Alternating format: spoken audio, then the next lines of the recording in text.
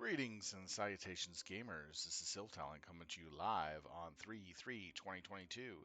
Today we'll be playing some Everquest. We're going to be going Tacvi and MPG trials this evening, and I'm currently making my way there after making a mistake of porting to the wrong area, so I'll be there in a few minutes. With that being said, sit back, relax, and enjoy a raid with the Filthy Casuals and your host, Siltalent, this evening.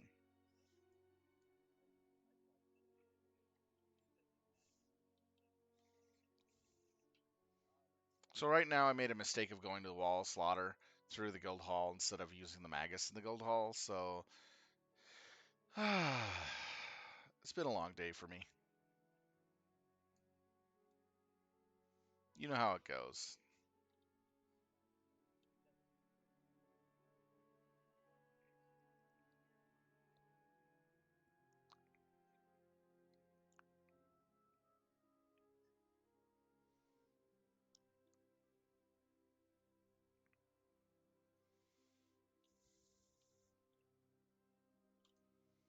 Alright.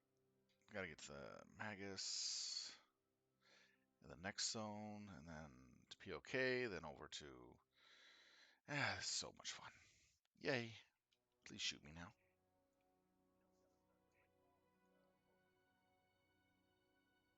Go, go, Power Rangers.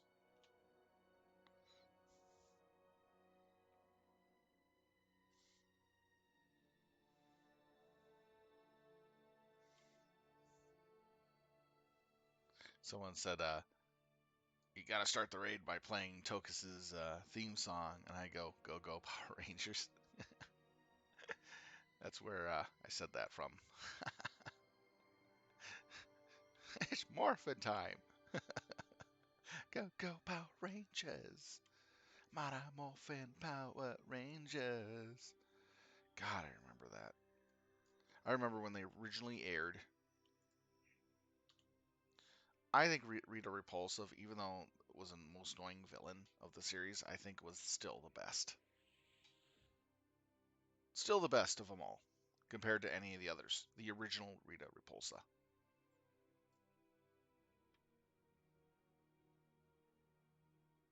Shame they brought her back a few times for cameo stuff. Oh, but those were the days. Long, long ago. Some of the better days in life, in my opinion. A lot easier times than these days.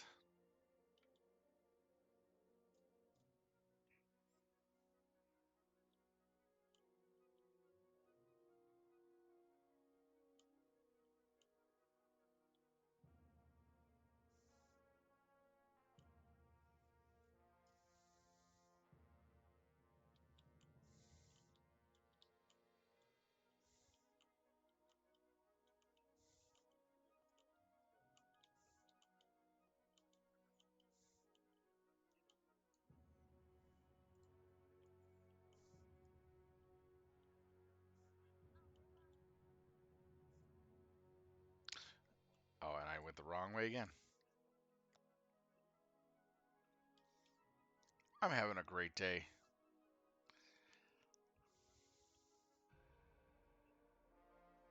All right, there we go. Yeah, this has been a ridiculous day for me. No sleep last night at all. I'm still suffering from the effects after taking a nap. All right.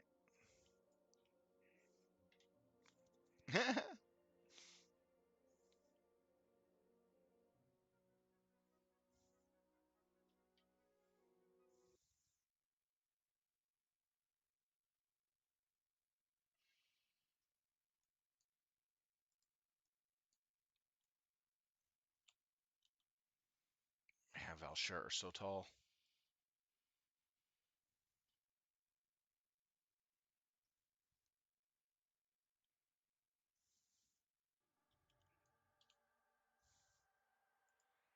There we go. I would have made it on time if I took the Magnus instead of the portal in the guild hall.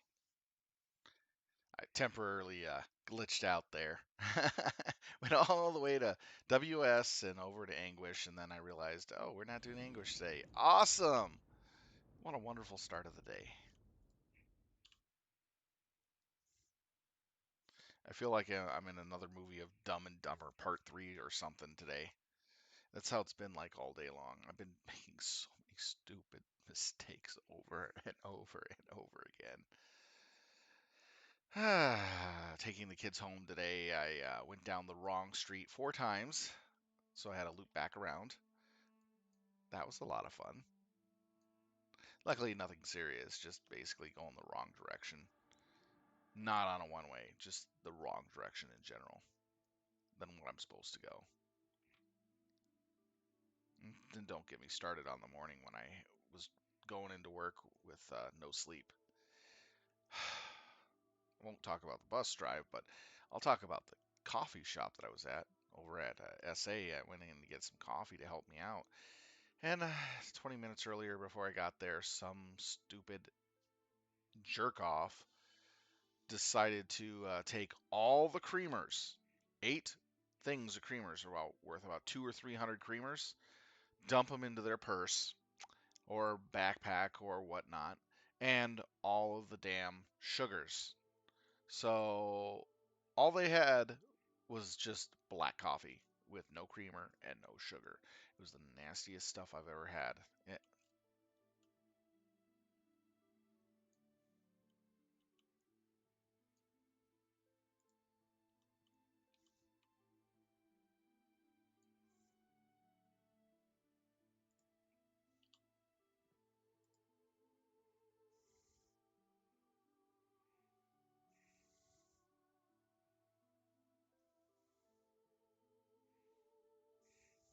I'll be zoning in about a minute.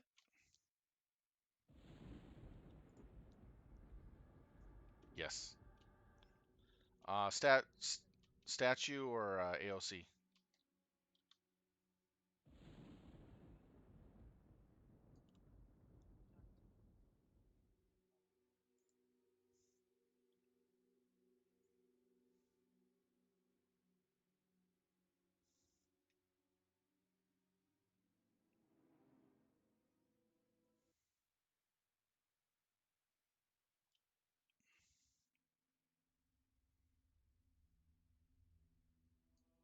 And the way is clear so far, so hurry up.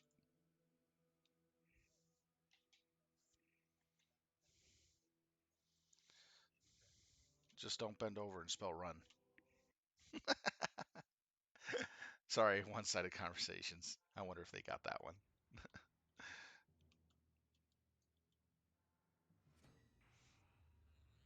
Oh, I gotta turn up the sound. I turned it down, and I forgot to turn it up again. There we go.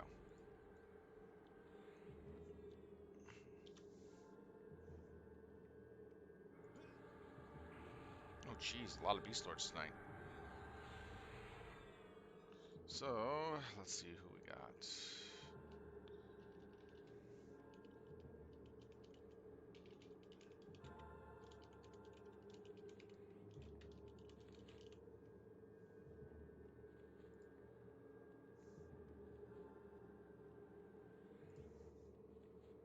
There's the Paralist.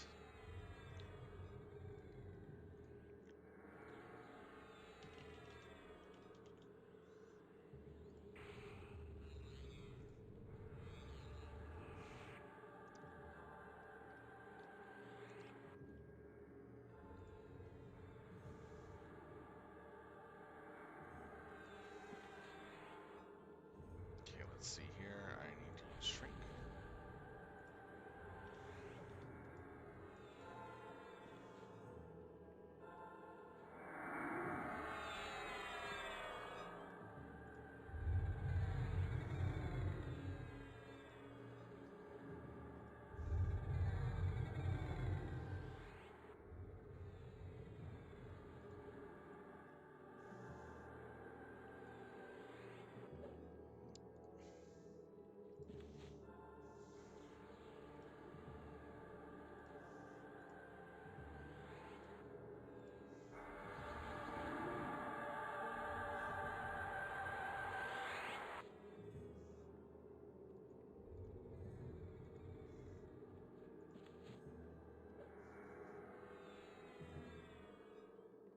Okay, I'm fine on that. All right. All right, so that's that. We have DMF, so don't need that.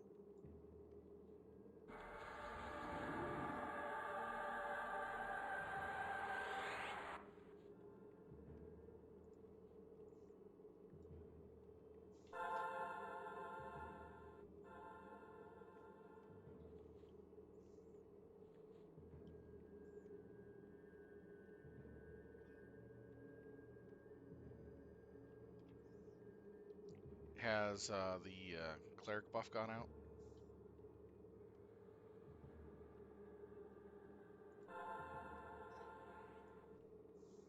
Okay, thanks.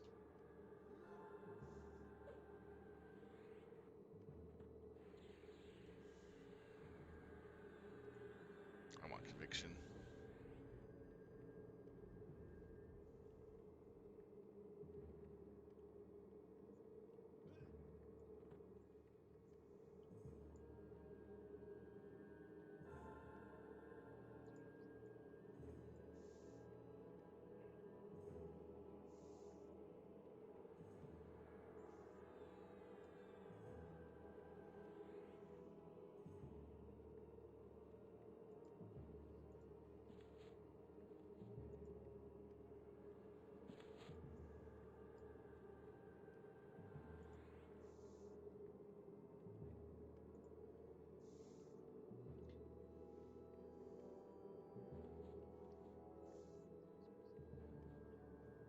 Ram Ranch.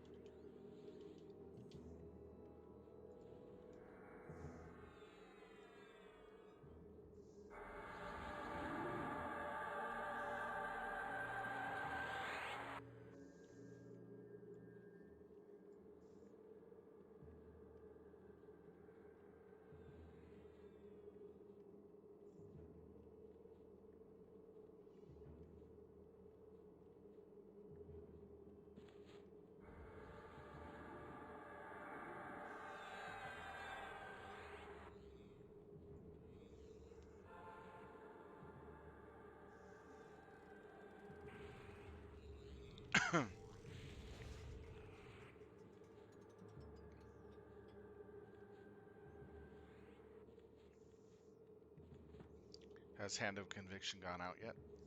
Or are we just waiting on that?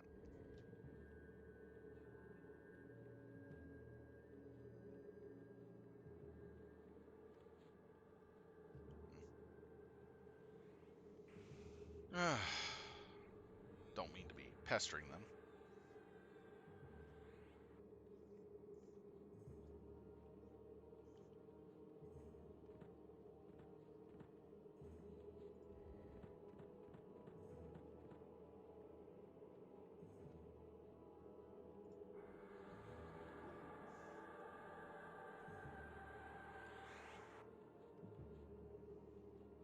Alright, I'm starting the day off with 39 DKP from my boatload from last time.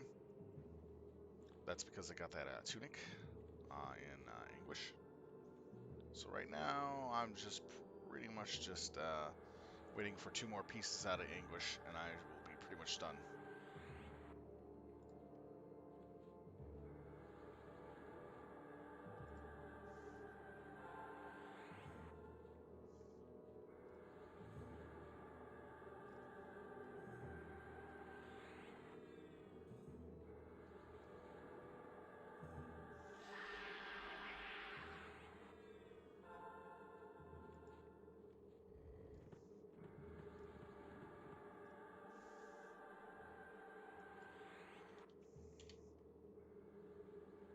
Alright, they're bringing in a destroyer here soon.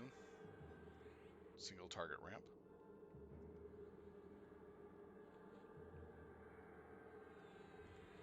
Alright.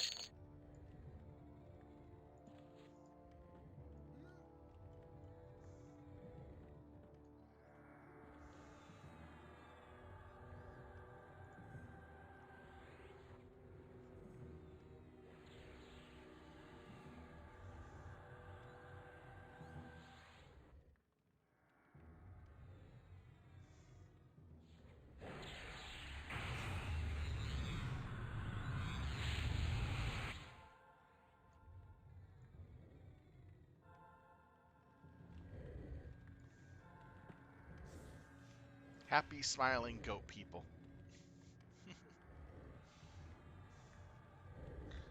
And got quills sticking out of their back. That has to hurt quite a bit.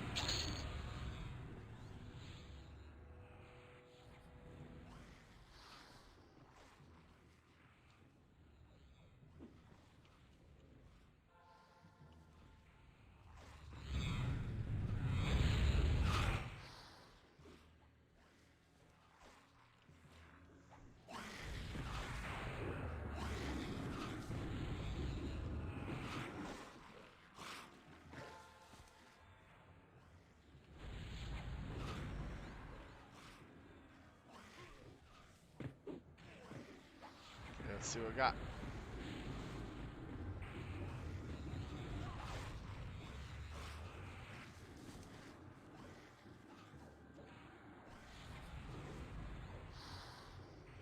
This is what dropped.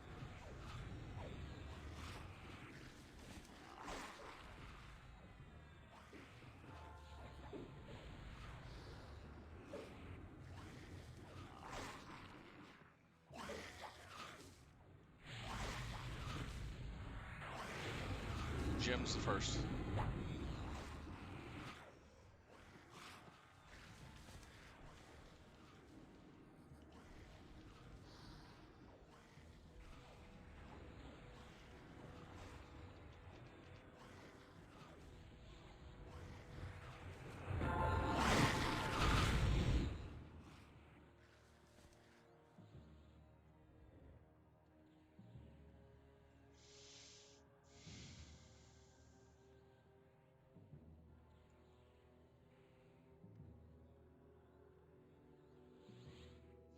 Alright, this one's a single target ramp. Here we go.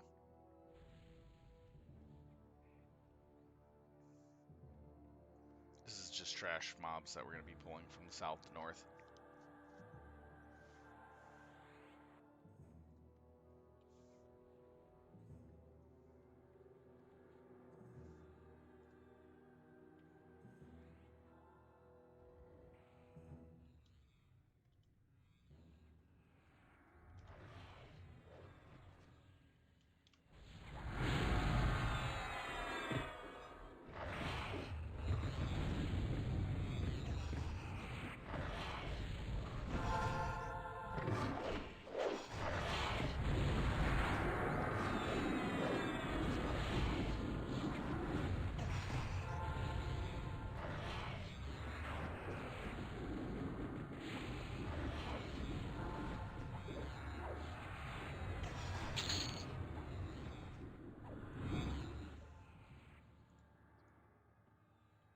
Okay, this one's a flurry mob.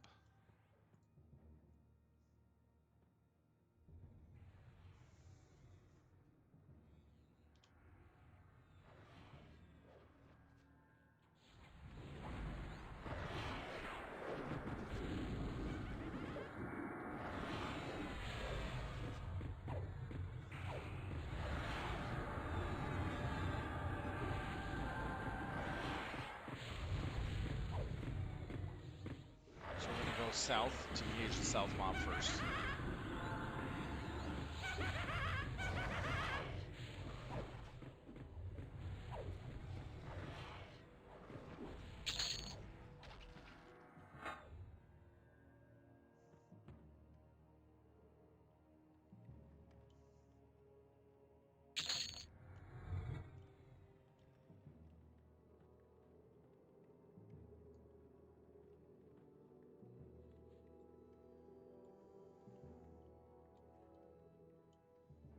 Okay, so we're gonna pull 2 golems out of the room. If you're on the main target list of the main, boss, she'll nuke you for 7k and knock you on the floor.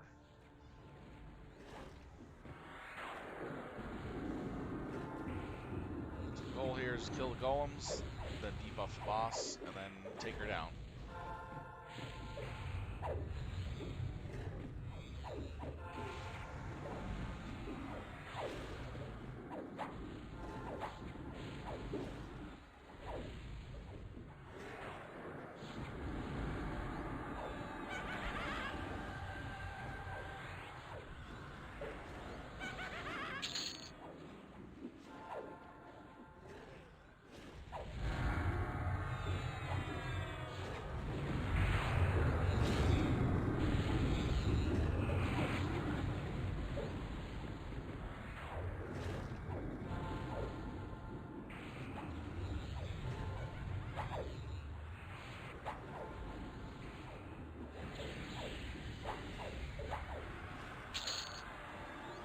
Alright, there we go.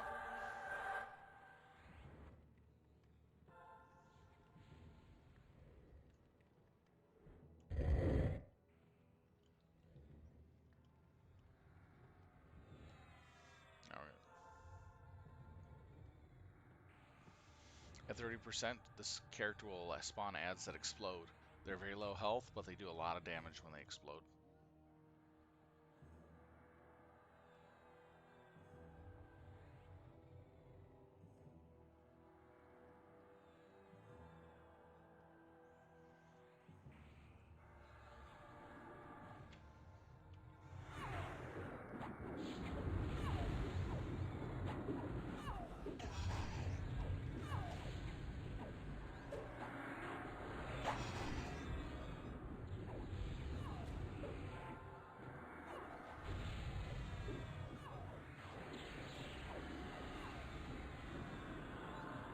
Yeah, we're just chunking our life down pretty good.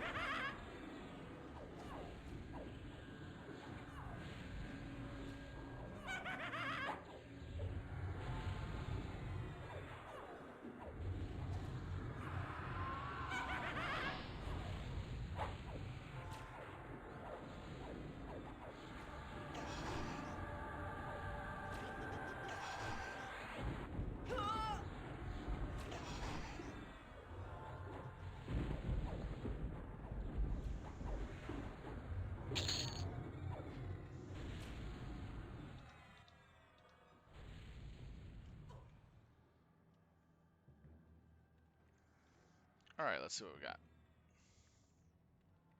Ring of the Serpent. Ruby of Determined Assault. And Tome of Discordant Magic.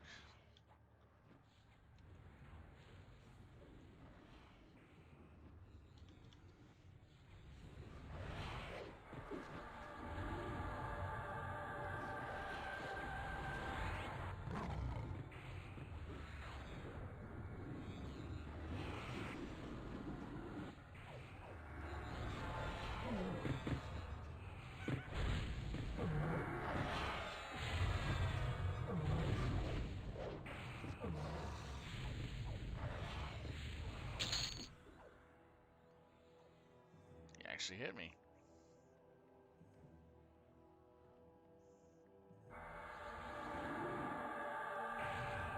Next one's coming from the south.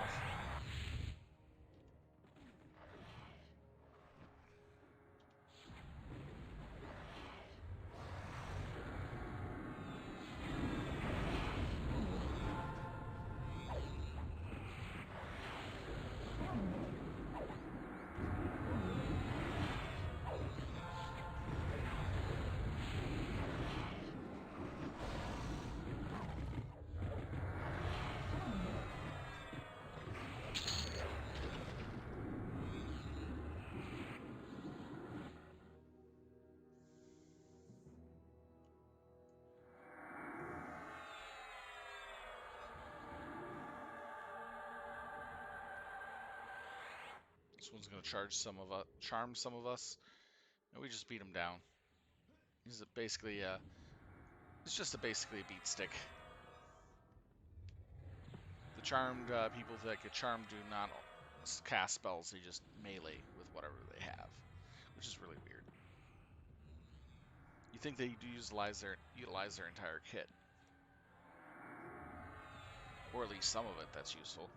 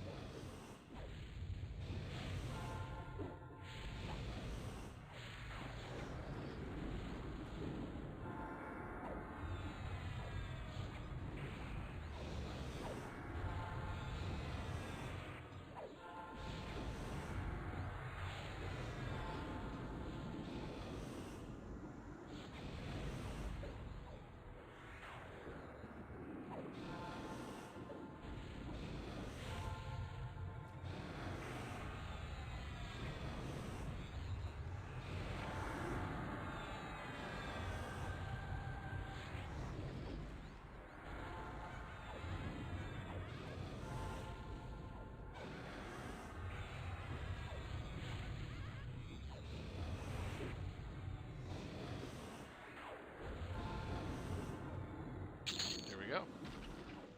Beat down pretty easy. So what do we get? Boots of Captive Streams. Rapier of Somber Notes. Man, we're getting so many of those. And Matterford Mask.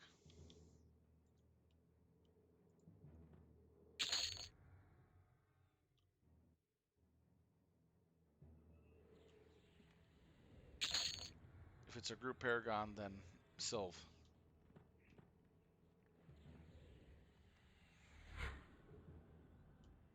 Doing balance next.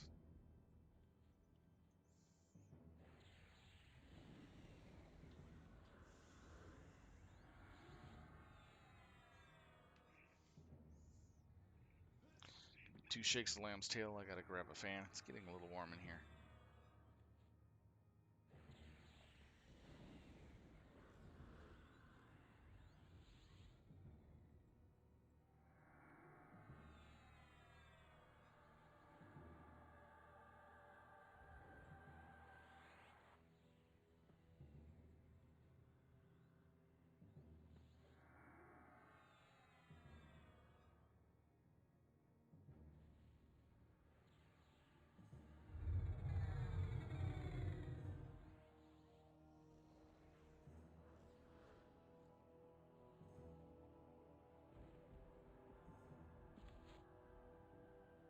Done.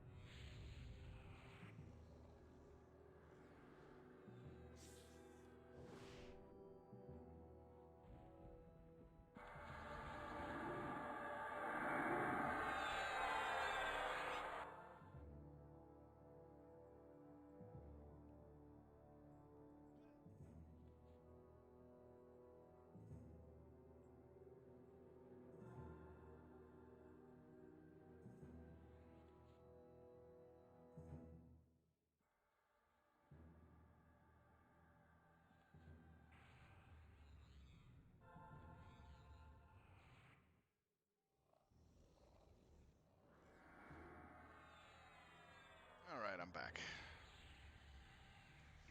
It's getting a little hot in here, so I had to get a fan.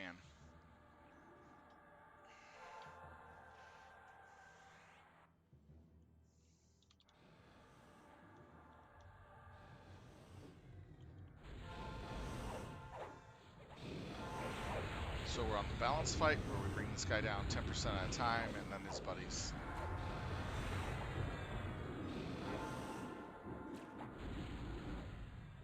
So I'll pretty much stay out of the fight for the first few.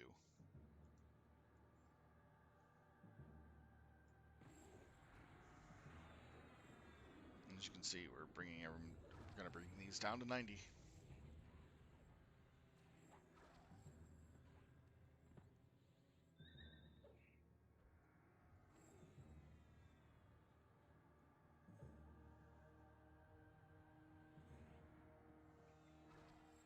Looks like everything's good.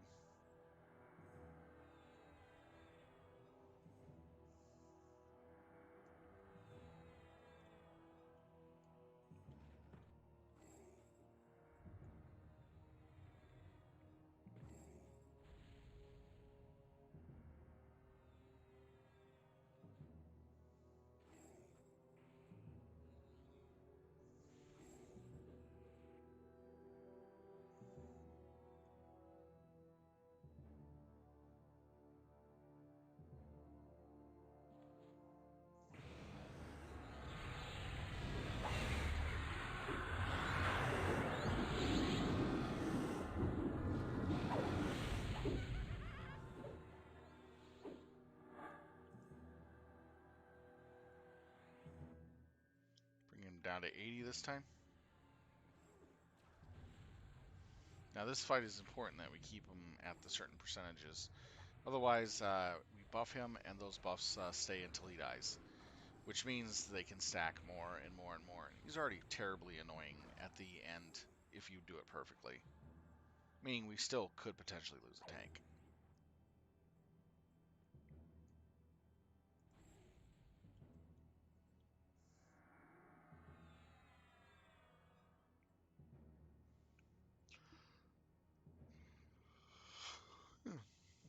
Now we're just waiting for him to unlock.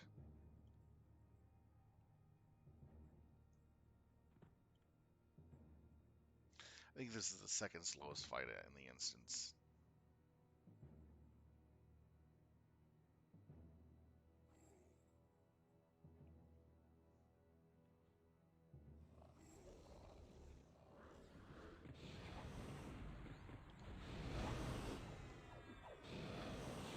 Take him down to 70. There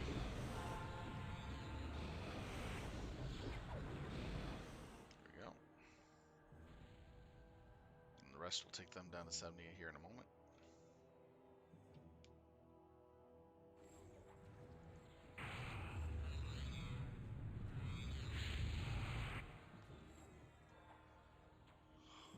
Excuse me. Again, it's been a really long day for me.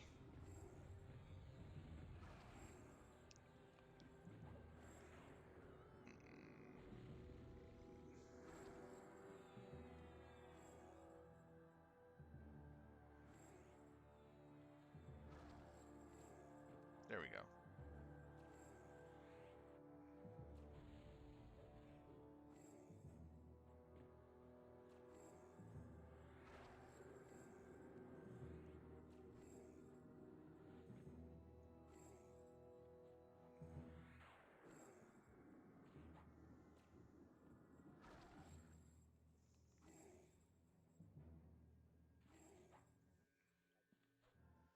Well, defense is out, so he's going to be a lot tougher for the rest of the rounds.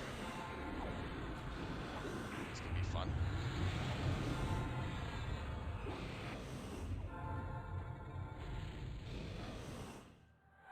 Okay.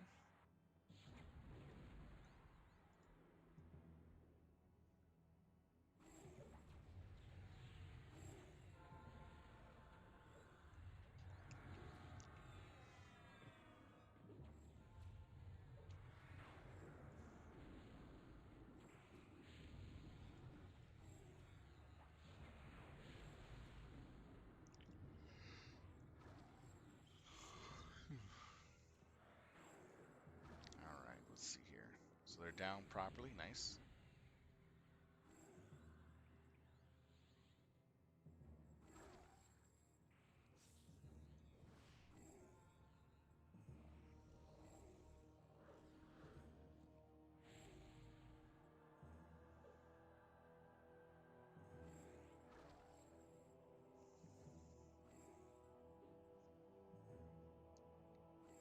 Yeah,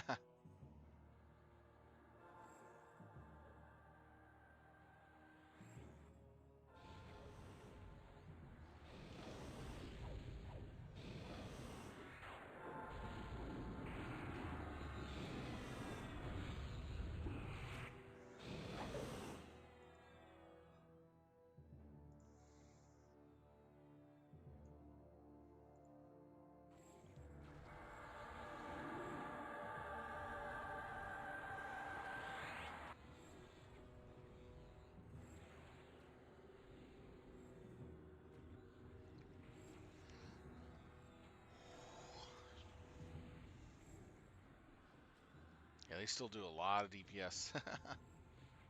We're actually splitting up all our DPS into 4 different groups in order to drop them down quickly. If we were to do it all at once, we'd just mollywomp these guys really bad.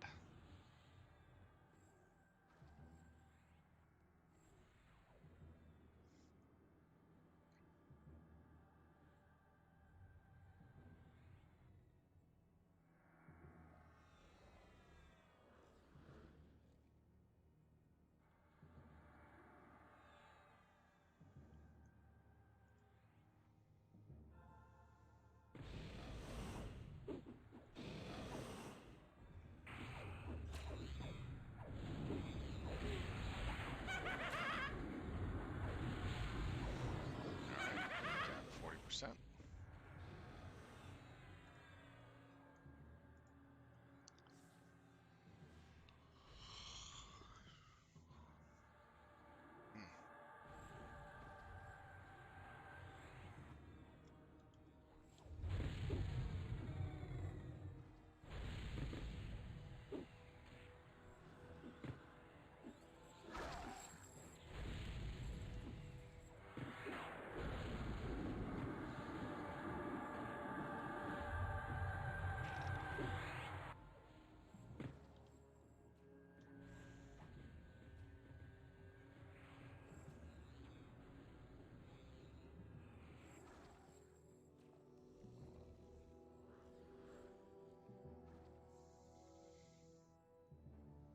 One more time for balancing, and then we'll be able to kill this guy.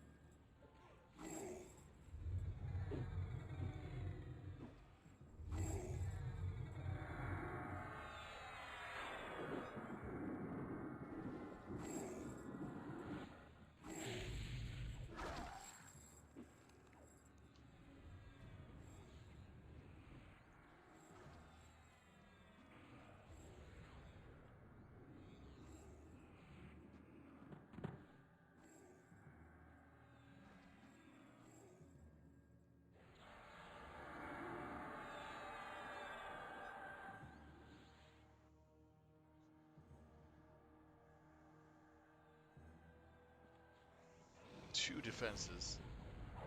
So he's not going to take too much.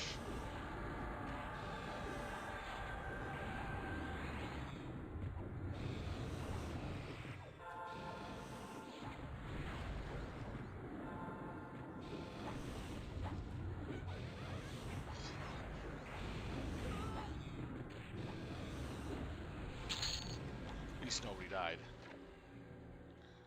Alright, the paladin weapon, luxurious slippers, and cipher of incantations.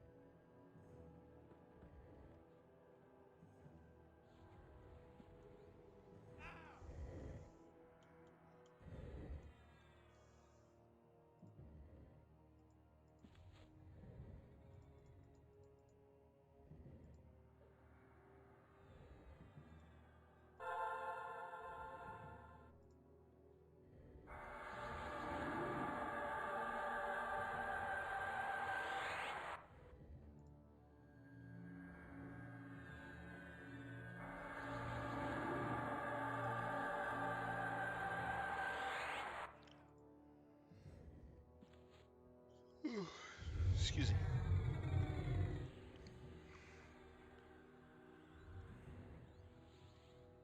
Yeah, I hate looking tired on a stream.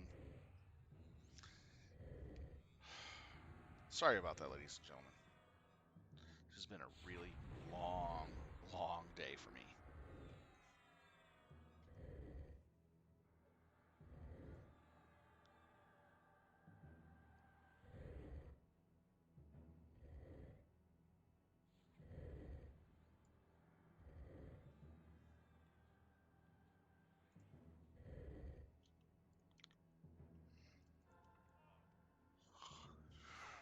Here we go. This one, she spawns hatchlings. 4 of them at 90%. She'll feign death, and then we kill the ads, and then she gets back up again. So we knock her down about 4 times, and she gets back up again, and then finally we beat her down for the final last time. Each time we knock her down, she spawns more ads.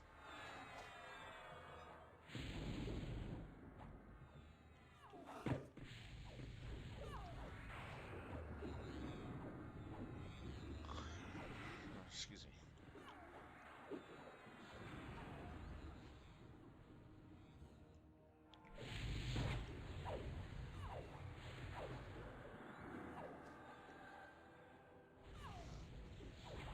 Now we take 70. We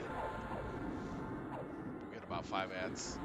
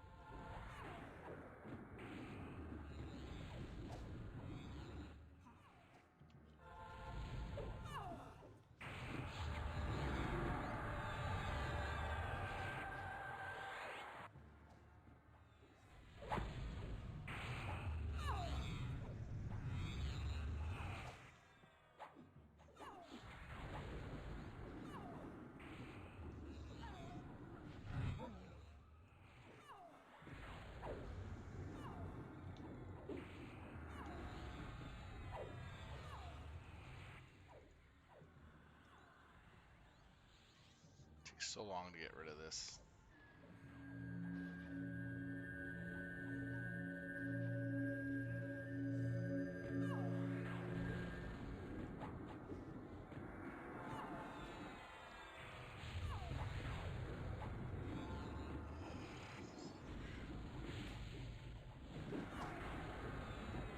So 7 ads at 30%. When she gets up next time, we can take her out.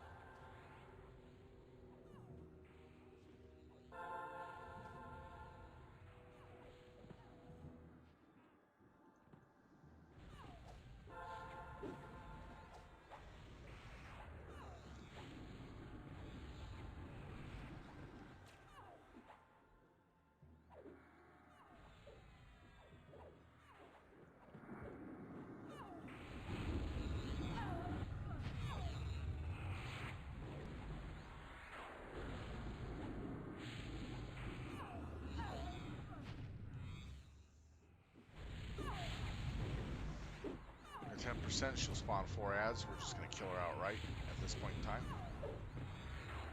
Hey, Rival, how's it going, man? And, Wilmac, how's it going? No, we're in, Tacvi right now. Tacvi.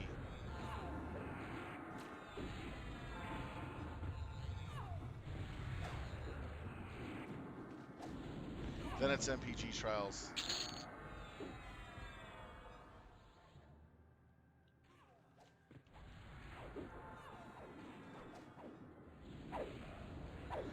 Yeah, I didn't get any sleep last night at all. Then I got a little rest in the afternoon and then just still feeling it. It sucks. I'm trying hard not to doze off.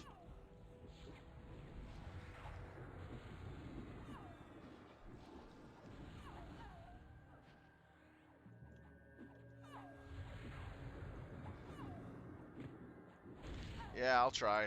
Last night I just couldn't sleep for some odd reason. Alright, let's see what we got. Scepter of Incantations, that's from the last mob. Buckler of Lost Souls. The Golden Idol of Destruction. And Vampire's Eternal Twilight.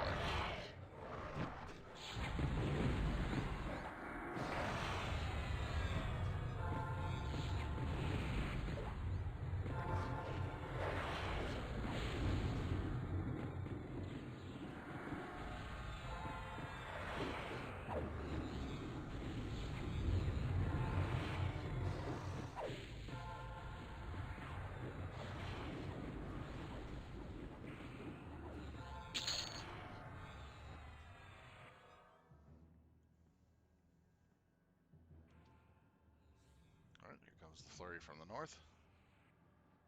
You drink a lot of coffee. Yeah, I don't drink much coffee, but this morning I got some coffee to help with the morning. And 20 minutes before I got to the gas station to get the coffee, some a-hole decided to take all 8 bins of the creamers and dump them into their purse or bag, whatnot, and all the sugars. And then they got a cup of coffee, pretended like they're going to go pay for it, but left it behind and took all the creamers and sugar, leaving only dark coffee with no creamer and sugars.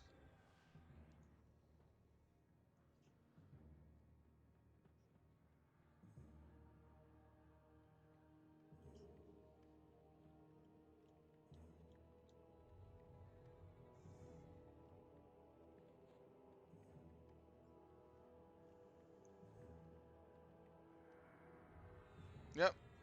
And honestly, they're thinking more and more that people who do that, where they take large amounts of condiments and they don't pay for anything, or just basically take them in general, it's considered to be like stealing.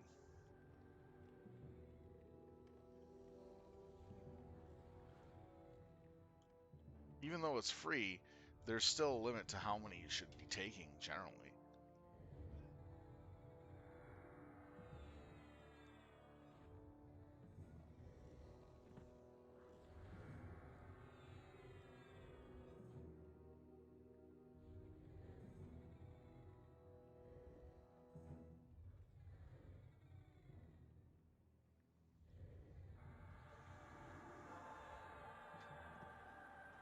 So I had the nastiest tasting coffee I've ever had. And it really sucked, just having just pure black coffee.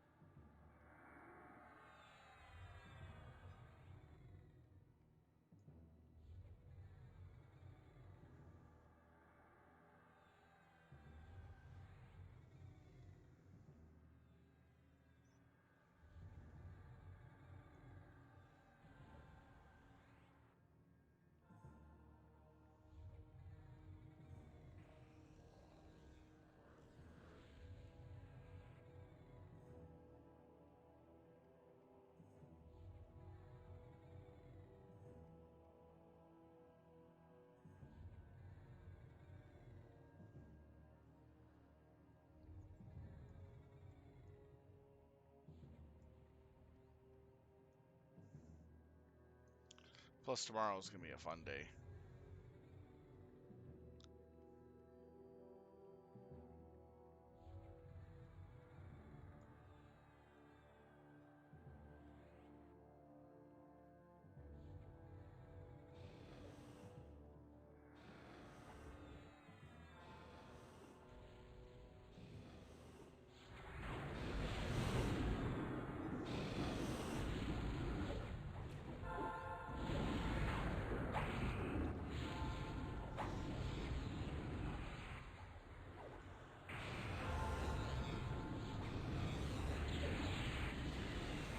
Yeah, he's dropping like a rock.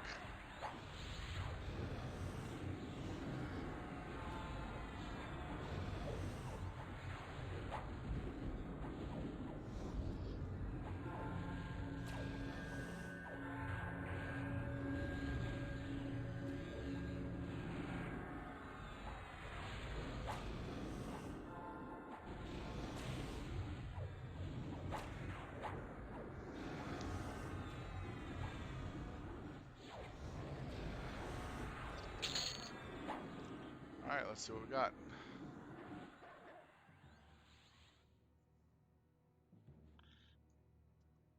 That's already some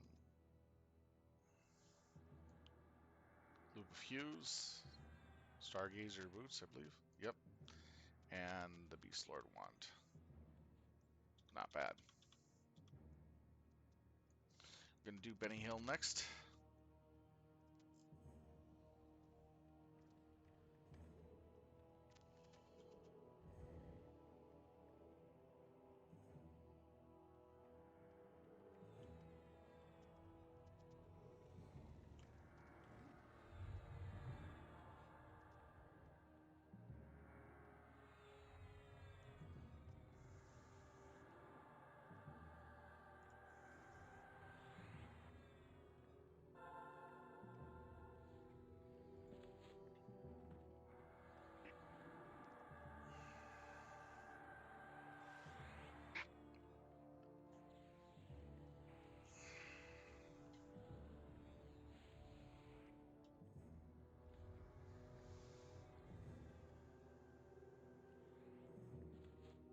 Do you take the calming teas or do you take the more caffeinated teas?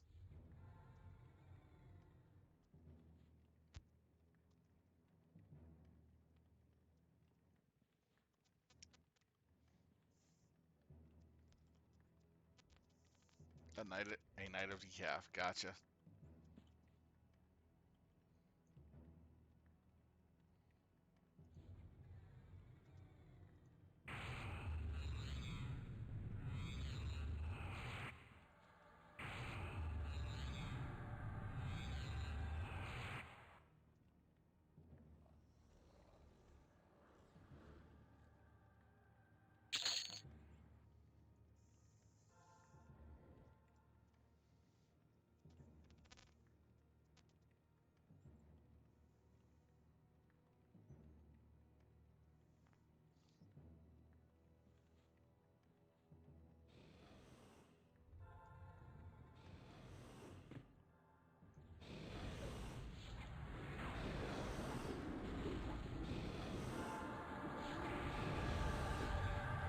Here we go.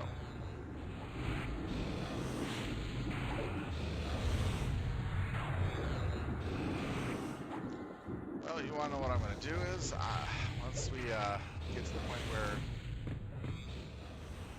where we are waiting for these guys to respawn, I'll quickly go make a cup of coffee. Looks like I'm going to need it. I'm thinking of having Starbucks Komodo Dragon Plant. Komodo Dragon Plant. That's delicious.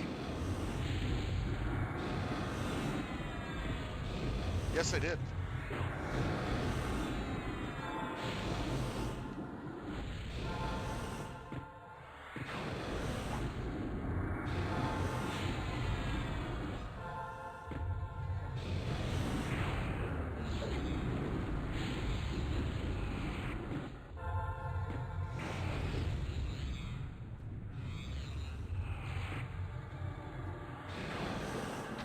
Oh, another clicky for the pet.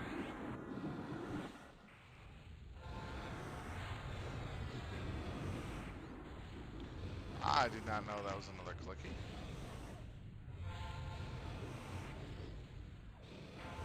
Nice defensive for the pet.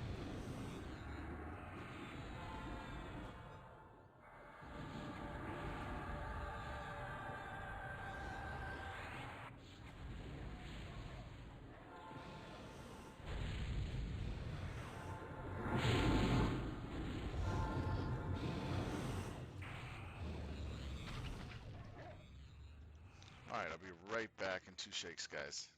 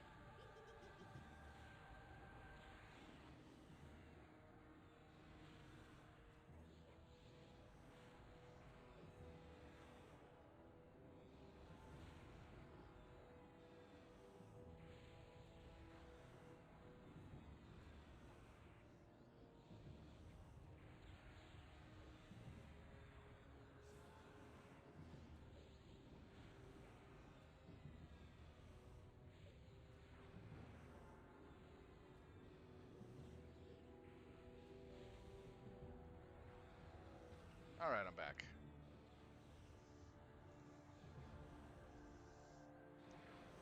Sorry about that. I got a half pot of coffee brewing right now, so that's going to be a nice pick-me-up.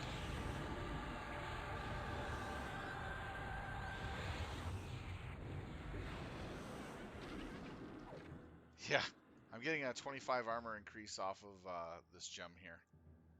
So that's why I got an 83 AC chest piece. He'll be awake all night again. Well, I really need it right now, trust me. Otherwise, I'm going to probably, at all chance, probably pass out in front of the keyboard. So I'll be down like this. Oh, you don't know how hard it is right now just to keep my eyes open.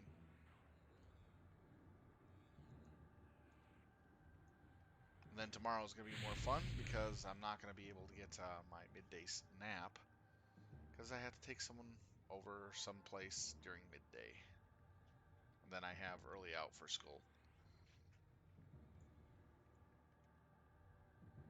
So it's going to be a fun day tomorrow.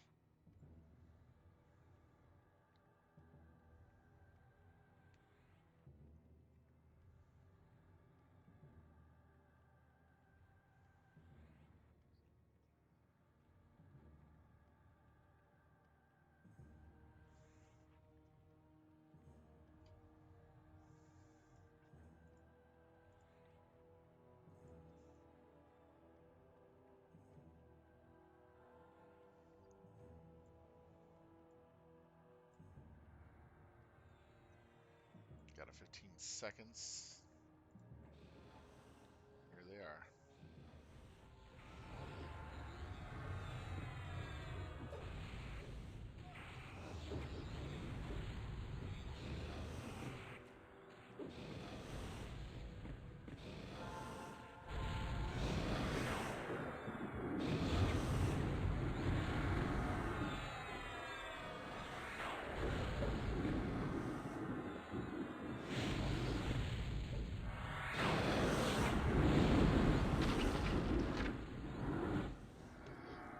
I do plan on playing EQ tomorrow night, leveling up my shaman and helping other people get their AAs and level ups on their alts for the guild.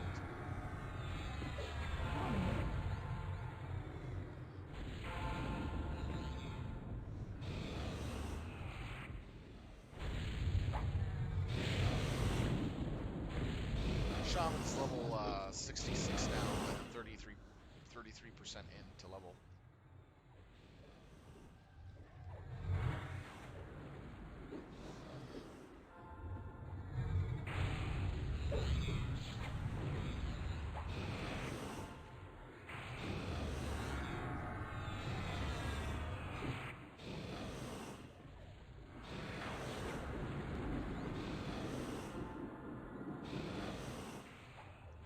Well, I'm gonna get the shaman to 70 so I can group it with the Zerker. It's gonna help out tremendously.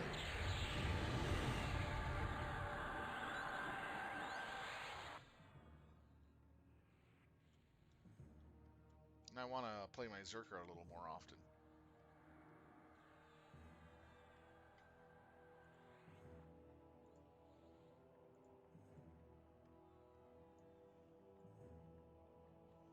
I'm getting my A's up on my Beastlord pretty quick, so I have another 50 AAs to go before I'm capped out for this expansion for saving.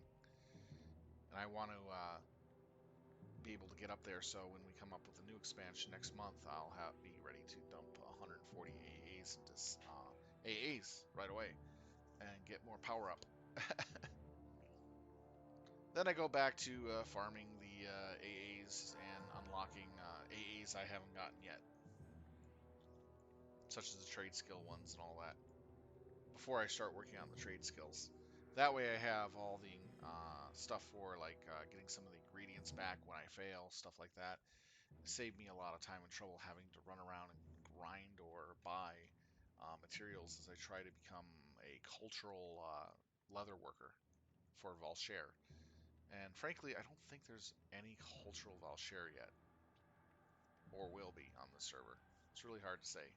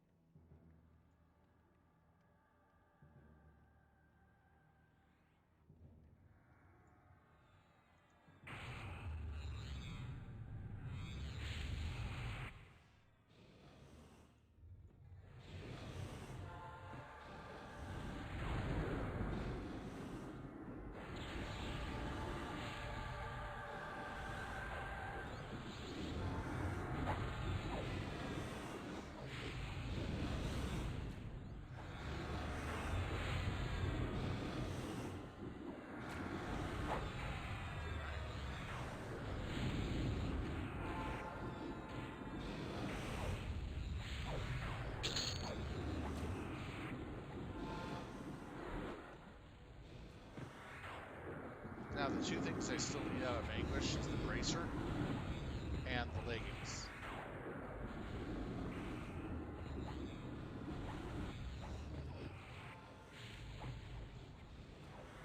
Oh, wow. We got the elf shoe, I mean the ranger weapon. We got two ruined gauntlets of the void. And a tongue.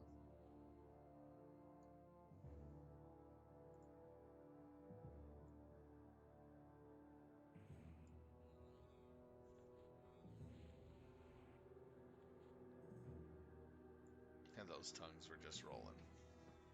Yeah, elf shoes. See, it looks like an elf shoe,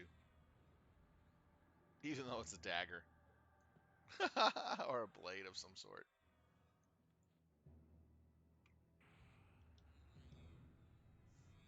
Now, what they need to do is have a range slot item called Elf on the Shelf. It literally looks like an elf that you can put in your range slot. And it empowers itself with more people within your raid that has the Elf on the Shelf. So the more people you have in the raid, the stronger the item becomes for everybody who has it. So it kind of plays off of everybody's range slot.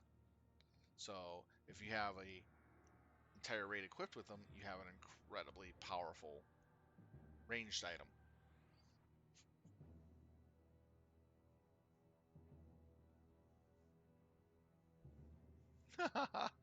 Yeah, special effect. Throw elf on a shelf at mob to mesmerize the mob and be able to run away. That'd be so funny. Works on raid bosses too. Do you know how boosted that would be?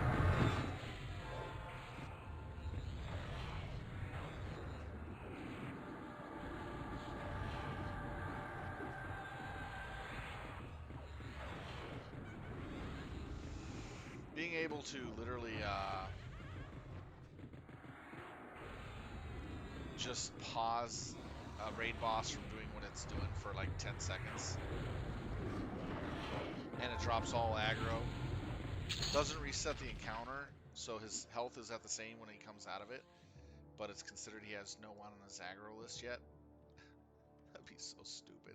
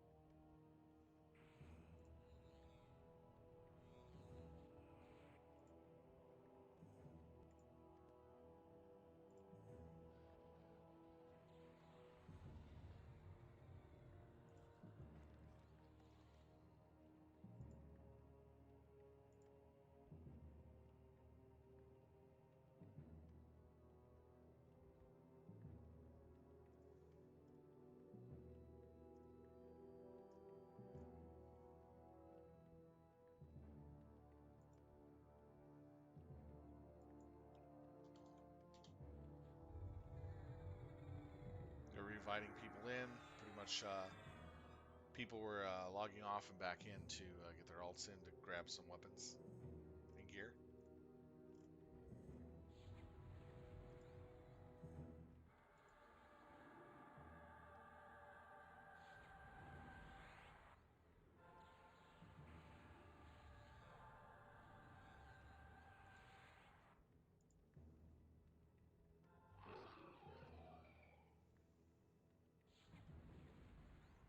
Yeah, I remember the target dummies.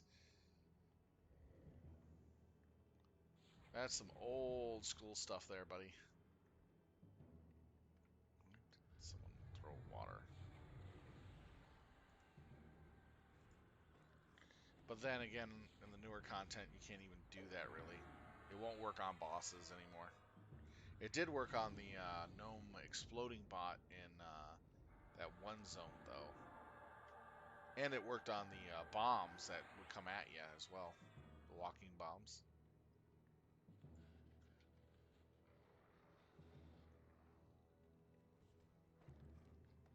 Yeah. Gomageddon. Gormageddon.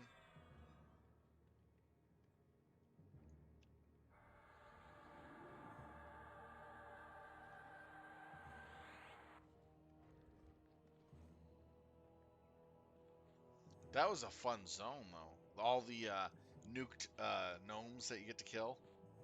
And all the weird stuff down there.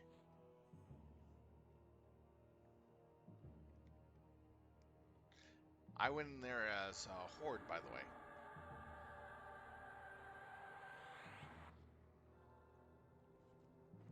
You can go in there, you can go into that dungeon as a horde and still run through it. Yeah, later on it became a zone for both. Early, when it first came out, it was Alliance only.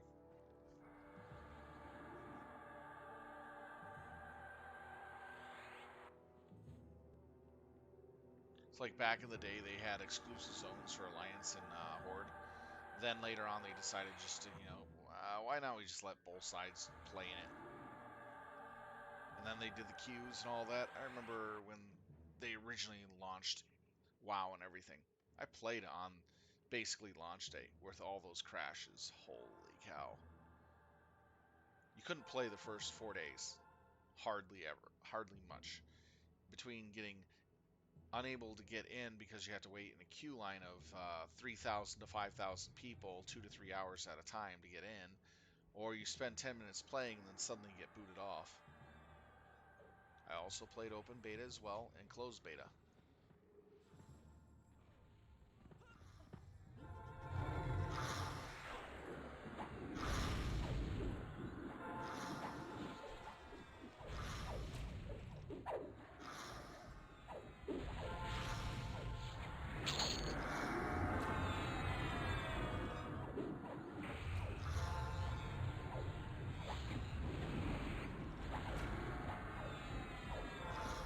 Yeah, they went World of Warcraft. Okay, the difference between World of Warcraft EQ, World of Warcraft went with the game style of instant satisfaction or gratification for your gameplay.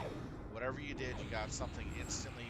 You got your rewards instantly. Everything that you get through progression-wise instantly, and it was go in, get it done quick, wham bam, thank you ma'am, type gameplay, and it's fun. And it's kind of has that Diablo-ish feel to it, where it's fast gratification for getting quick gear, quick loot, and getting in and out and having fun.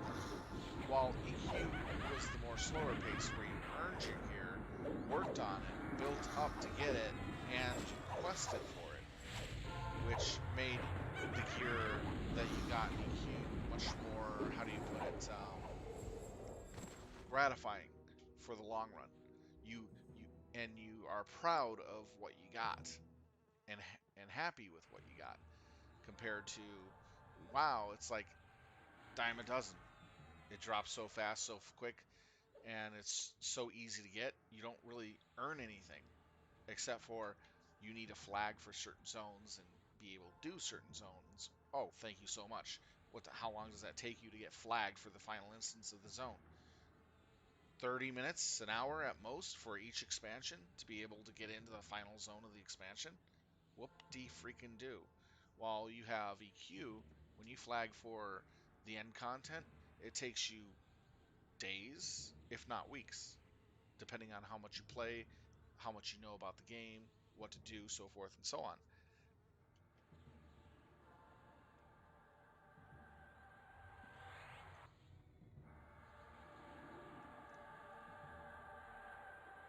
So it's two different type of play styles. World of Warcraft PvP is actually pretty fun. Can be frustrating at times, but it can be it can be pretty fun. I've done a lot of PvP. I even did ranked arena play as well as a restore shaman. I mean druid. And trust me, it was nuts. I the best fight I had was going up against a Restore Druid that had some of the top tier gear, and I'm in there with barely the blue tier gear, which is like 2 levels lower than them.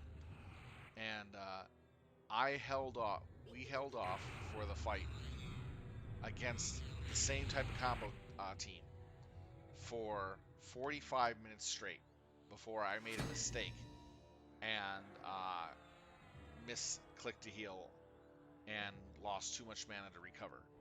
And then we slowly fell apart. The guy messaged me and said, "Man, I couldn't believe the gear set that you're in and you were holding your own against me like that. That was pretty impressive." I was completely shocked when he messaged me that. Capture the flag was fun, yeah. In capture the flag mode, I would go feral druid, and same thing with Warsong Gulch. The lumber mill was a really good capture the flag zone too.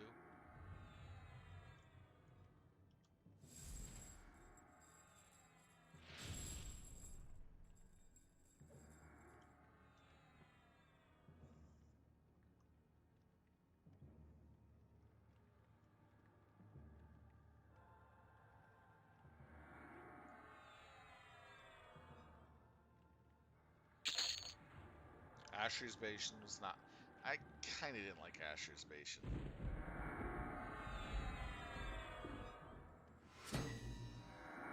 Oh yeah.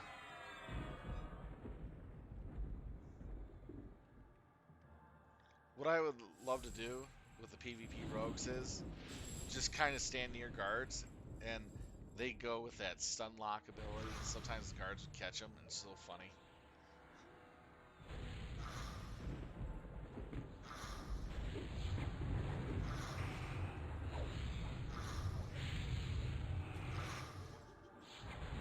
Oh yeah, that did suck a little.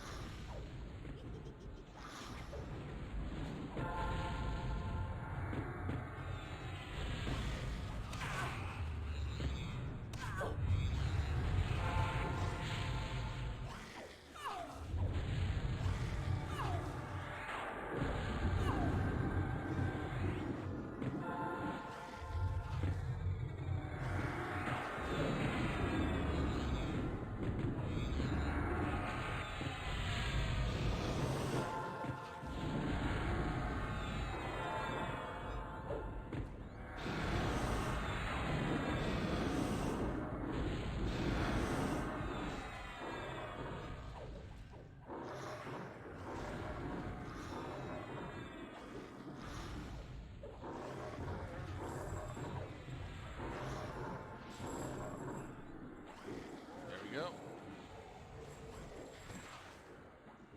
Big guys down.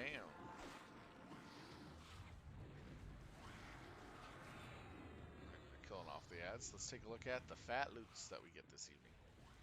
Oh, 2 jerkins. That's actually pretty nice. 2 jerkins. That's actually pretty rare to see 2 of them. 2 jerkins off that.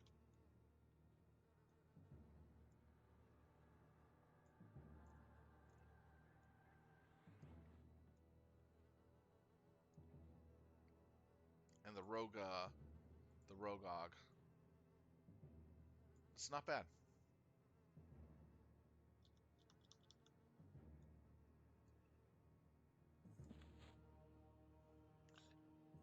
Yeah, the annoying part was the AH ganks. That sucked the most. But they did make some steps later in the game to address that issue. You couldn't enter the AH area stealthed, except for in neutral areas. Alright, I am going to grab my cup of coffee. Be right back.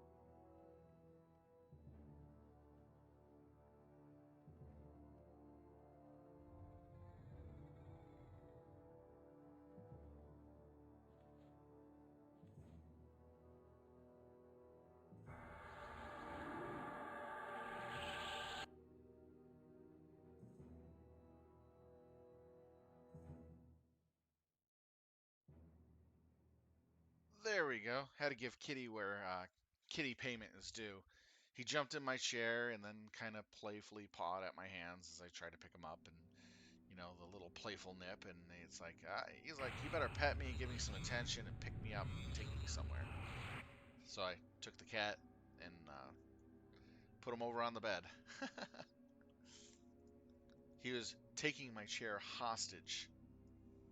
He really does know when to strike.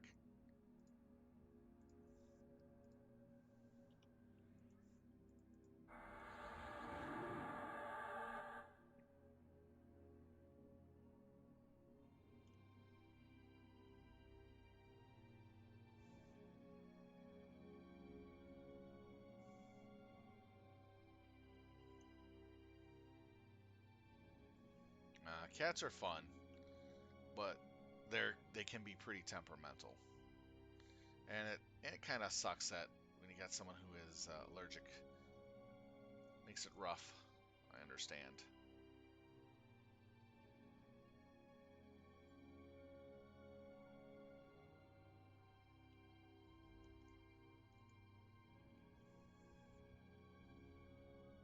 Yeah, there are like 3 breeds, I believe.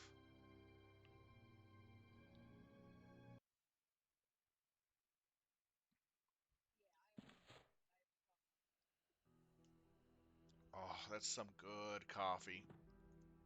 I haven't had good coffee in like weeks because I didn't brew my own at home for the last week and a half. But man, it's so good having that cup of coffee.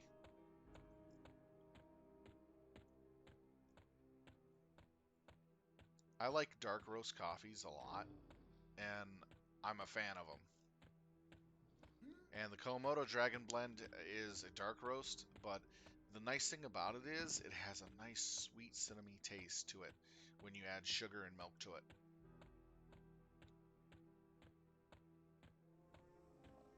I have about one more cup left sitting in the pot. And that's about it. 2 cups.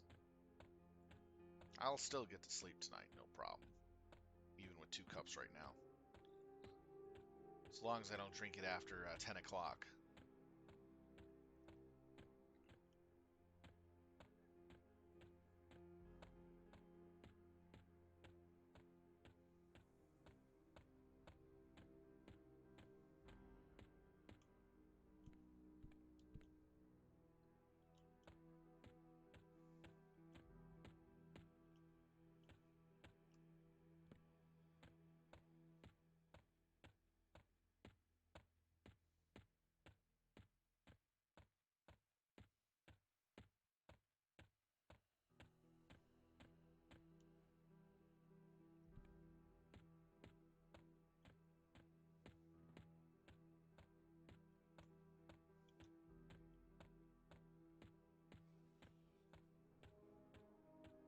Right now we're on our way to Foresight.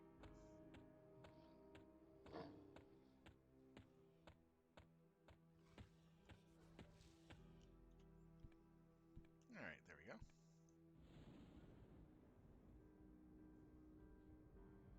Sumatra is actually a really good medium blend from Starbucks. There's a few others as well that I would recommend.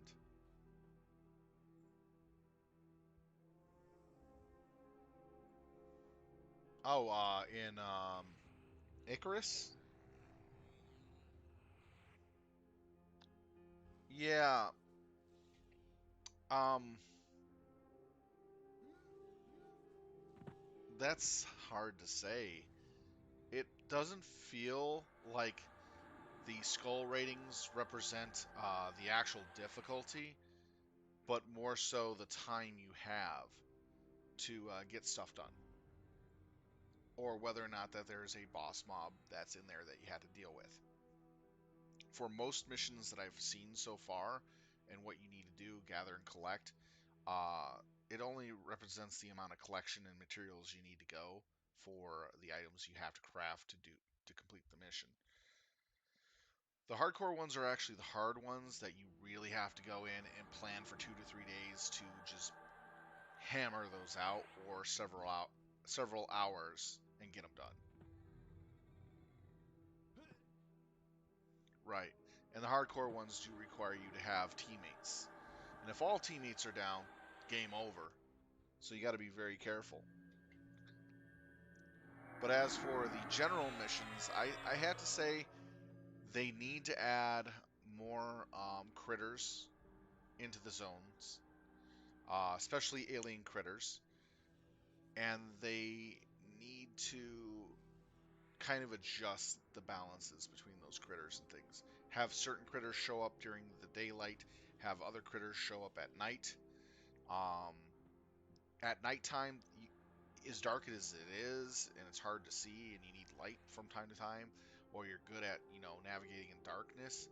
They need to put some creatures in the nighttime that make you afraid of going out at night, so that you're forced to use the bedrolls more often to avoid those encounters. I think like the alien species that they were referring to. Because at night, it's just like a walk in a park as much as it is in day, but your vision is kind of messed up because of the darkness.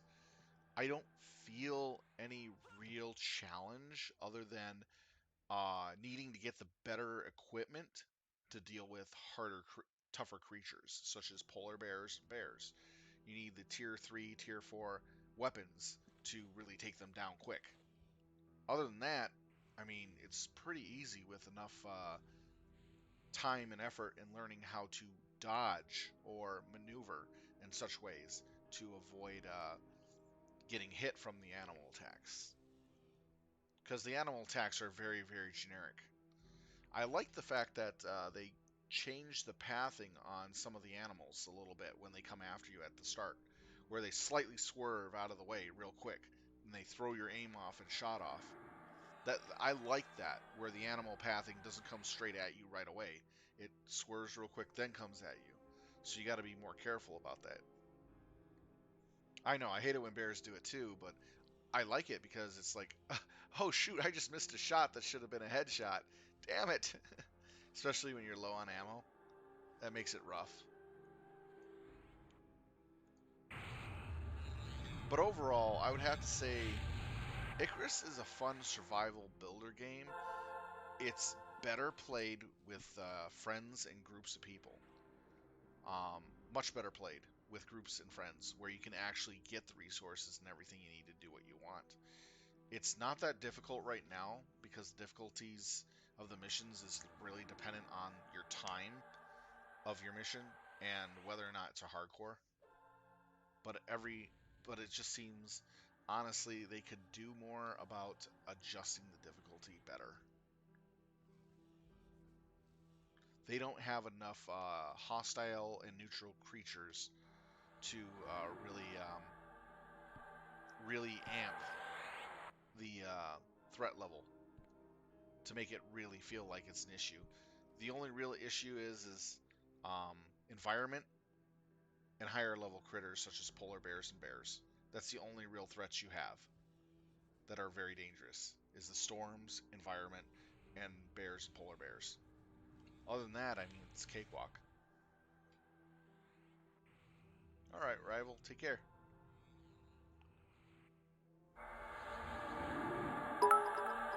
Thank you for the bits, man. That's awesome of you. And you have a good night's sleep, rival.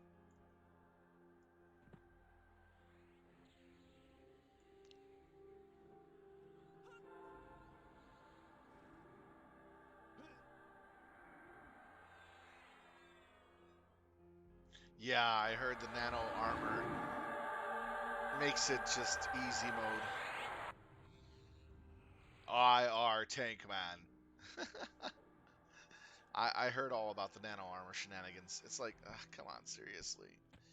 If you have to buy the nano armor in Icarus to play the game efficiently, I feel sorry for you.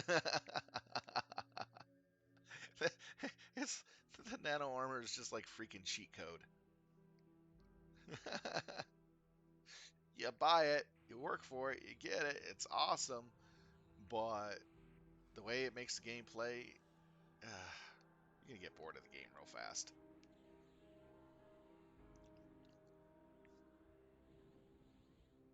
True, It's nice for making a new character and leveling up, so you don't die as much.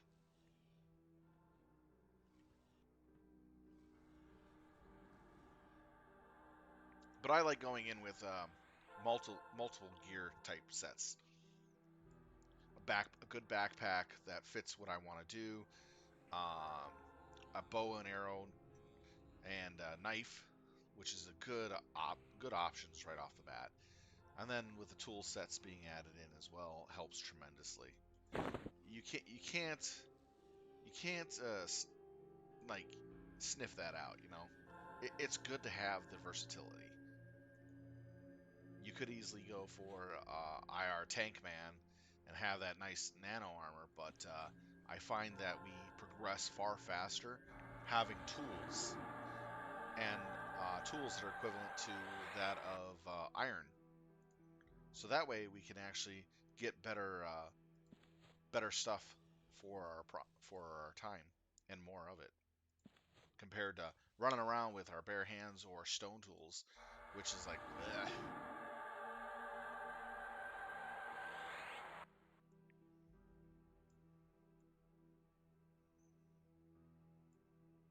Because I mean, think about it.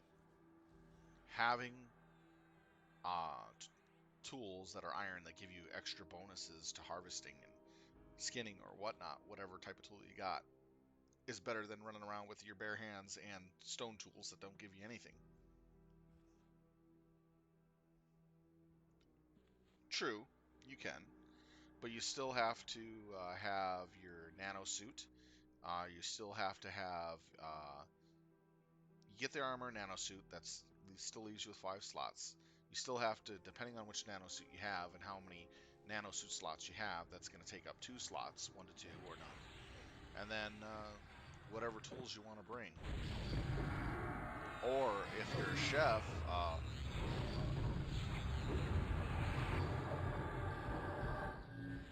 you have a lot more things to choose from. It really depends on your character's loadout.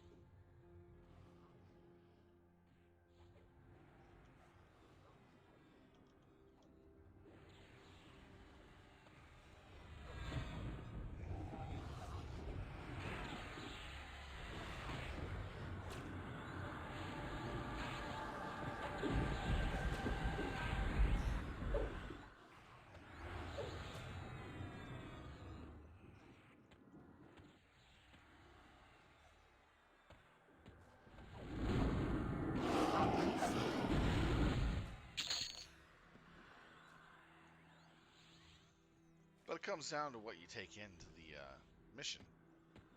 Your backpack takes up a slot, so that leaves you with 4 slots. So if you go the armor, you have to have that backpack, and then you got 4 slots left over.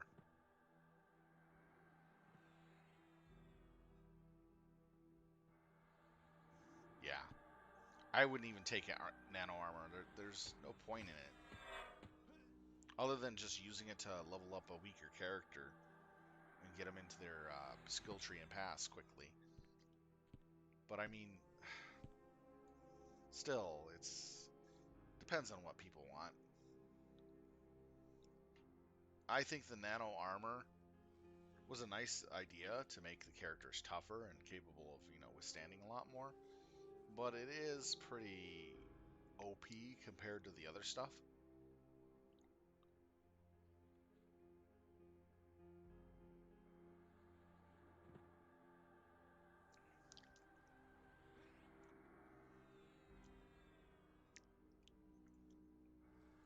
It seems like we're waiting for some people to grab some stuff from the other zone and trying to get back in to get rezzed up inside.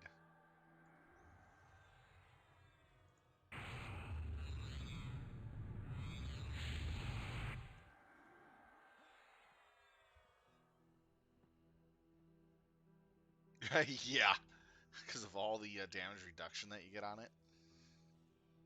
Plus the skin frame that you got with a 10% on top of that. That's a lot of physical reduction. I think the the car.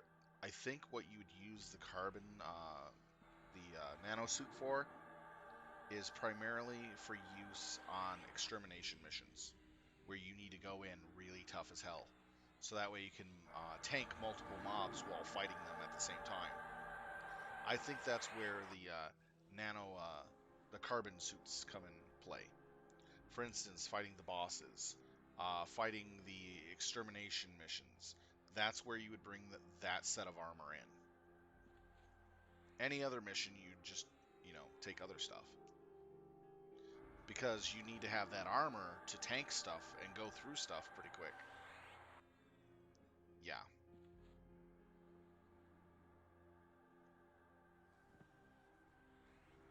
No, it's where you don't have enough time to make armor because the armor is not even comparable to that armor. You don't have enough time to make the carbon armor, which is tier 4. And how long does it take to get to tier 4 and be able to get the metal processor? An average of what? It takes us 17 hours to do it. Total gameplay. That's not including sleeping overnight. Literally 17 hours. No, less than that. We do about 4 or 5 hour sessions. We get up to tier 3, tier 4 beginning by then. And then another 3 hours, so about 7 to 8 hours. So 7 to 8 hours for our group to get to tier 4, and we could make carbon armor. That's just way too long. And that's like grinding like hell to get that done.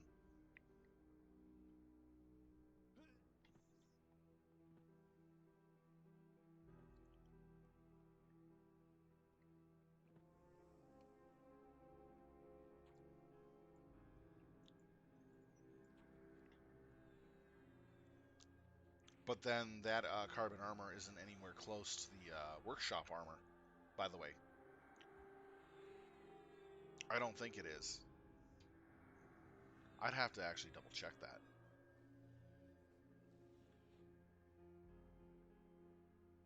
And even then, I wouldn't even waste the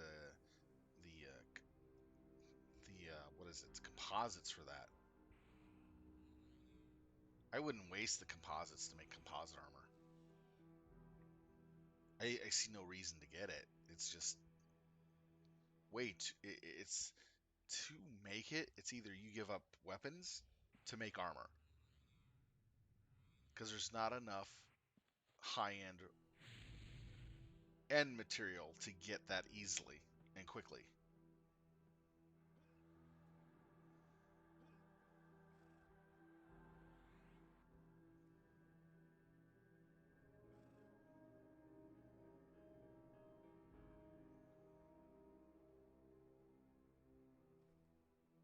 Yeah, me too.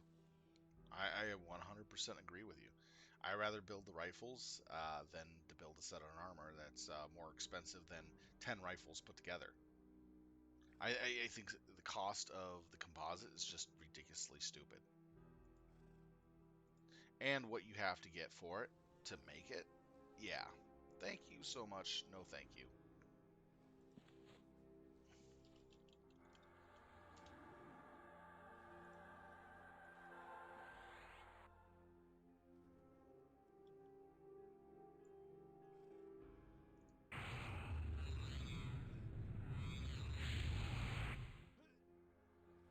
The fact that you have to get the metal processor and have the electronic furnace also makes that a lot more difficult too to make that. If it was like a high tier 3 item to build, then I wouldn't have hardly any complaints about it. But it's a tier 4 item that has ridiculous amount of components needed to make it. And a lot of those components do require high level metals and ores and multiple of 4 just to make one item. And you usually need 5 to 20 of those items to make the one armor piece. It's like it cost me 200 ignits just to make one armor piece of a really high tier metal that I could put into a gun or something else that's far more useful. No, thank you. But the game is still crazy fun if you like builder survivals. don't get me wrong, I really enjoy Icarus. It's a lot of fun builder survival. I agree with you. I don't think the developers really play the game. I really don't think they really play their product much or at all. It really shows that there is no insight on time consumption for the developers, unless the developers are all playing up to six. What is it? 6 guys or 8 guys at a time. All of them are playing all at once, and they expect that each drop will have 6 to 8 people in it, when your average amount of people is 2 to 4.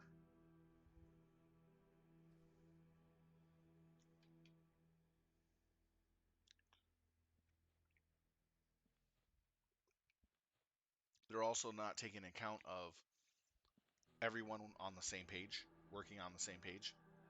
They're not taking account of there will be people who will take resources and use it for their own things and do other things, while they make other people, farm more resources to catch back up.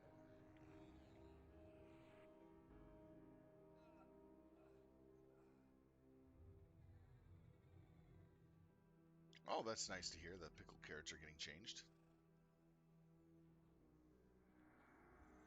There's a lot of things.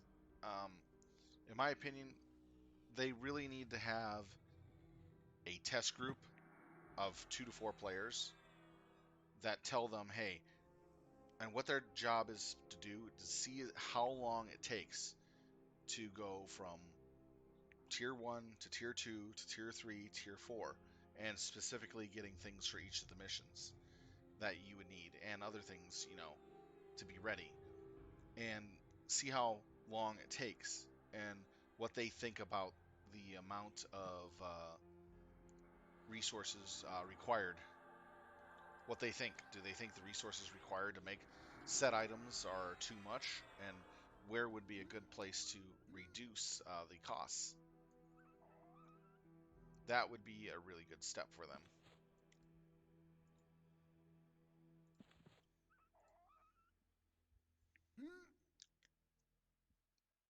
I like the fact that they did some changes like that, but it still feels that those changes are not good enough yet.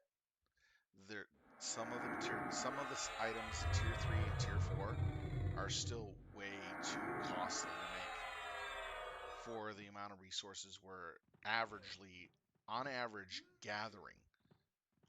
I mean, we don't have 300 to 400 platinum sitting on hand every time we go in and get that so easily and quickly.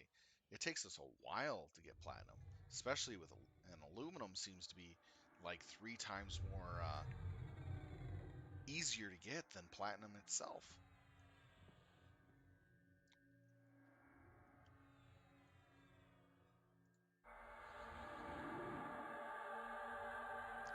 I like the fact they address some of the issues with farming, with putting in the deep nodes. I think they need to put deep nodes out in the wild as well, like um,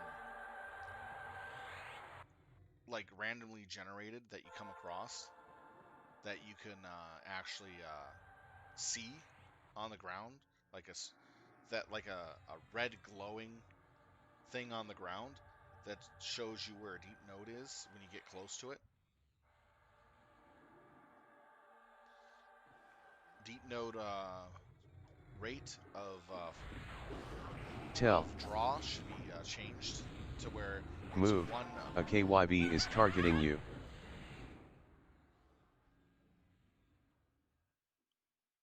KYB avoided. All right.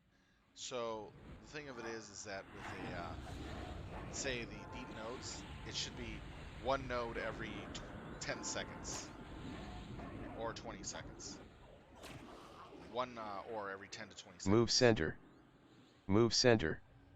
Move center. Move center. Tell. And they should have more deep nodes available. Room is safe. Room is safe. Such as have room is safe. Deep nodes in room caves, is safe. which is good. And have deep nodes in the open exploration areas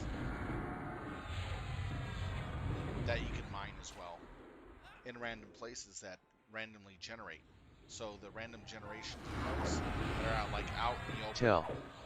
Move south. Move would south. be awesome. Move south. Move south. Room is safe. Room is safe. Room is safe. Room is safe.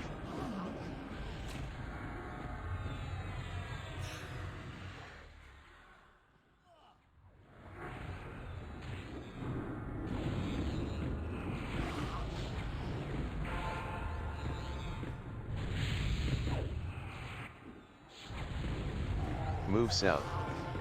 Move south. Move south. Move. A KYB is targeting you. Room is safe. Room is safe. Room is safe. Room is safe. KYB avoided. Tell.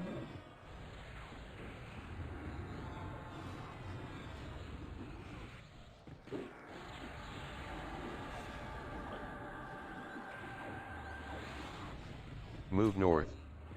Move north. Move north. Move north. Room is safe. Room is safe. Room is safe. Room is safe. Like have every cave have a deep node in it. Depending on the cave node, determines what type of ore you can choose from. Tell. Tier 1s would have iron and copper available. Tier 1s would be either iron or copper. Doesn't matter what it is. It just spawns randomly whichever Move it is. north. Move north. Tier 2 Move north. have Move north. gold, aluminum, gold and aluminum. Room is safe. Room is safe. Room is safe. Room is safe.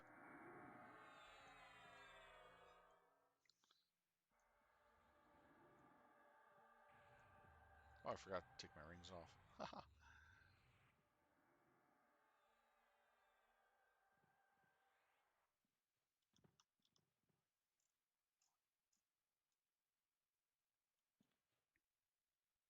And then tier 3 would have the platinum and Gating. what's the last one that we need?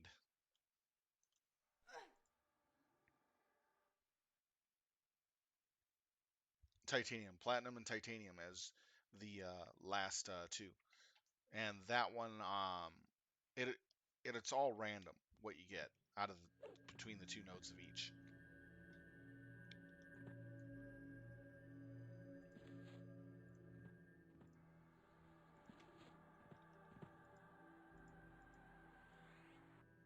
Or they could have it set that you could mine the one that's there, like the first one, you get 100% of the resources out of the node while you let it go.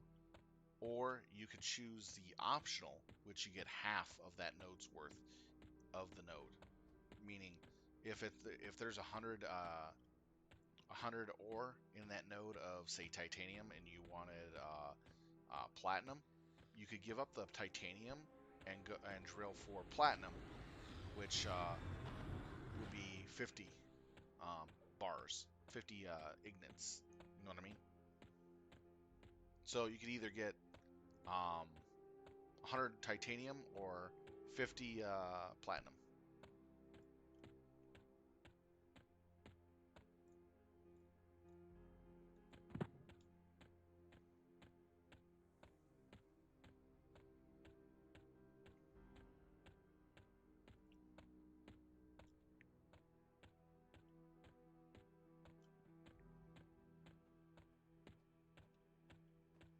True, that can get you what you need.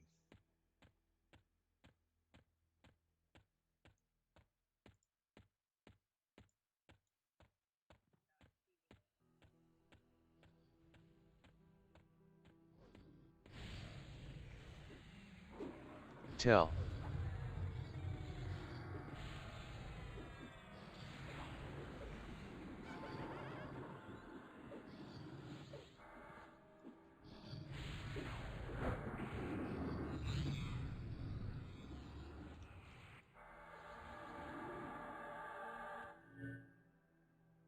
Look at my horse. It's really amazing.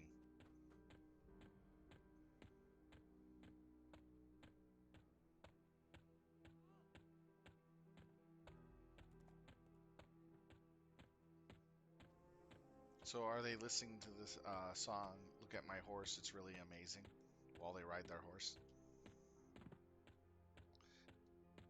Stroke of a mane that turns into an airplane.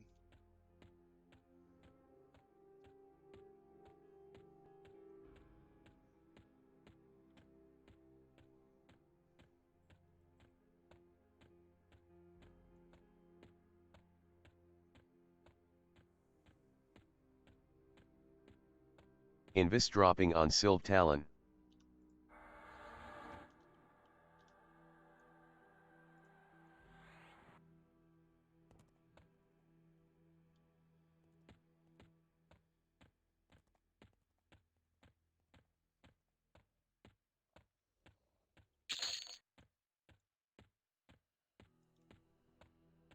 Invis dropping on Silv Talon.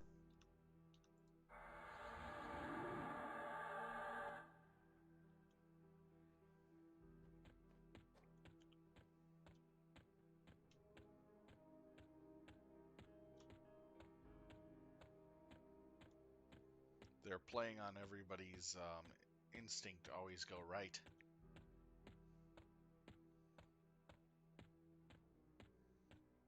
Yep.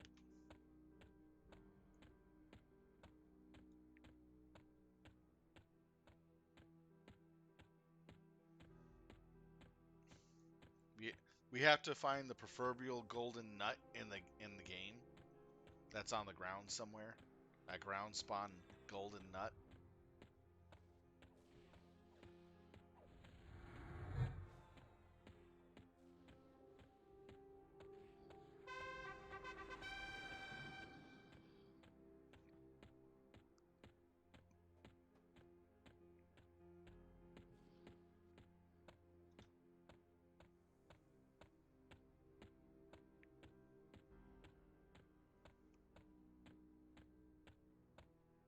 What? That is stupid, Lise. That is so stupid. That's expensive as hell. What, how many talent points are there in the game? 58? If you wanted to respec your entire tree, 200 times 58, 60. So 60 times 200. Oh, that is disgusting. That is disgustingly disproportionate. Just make it 1,000. Tell.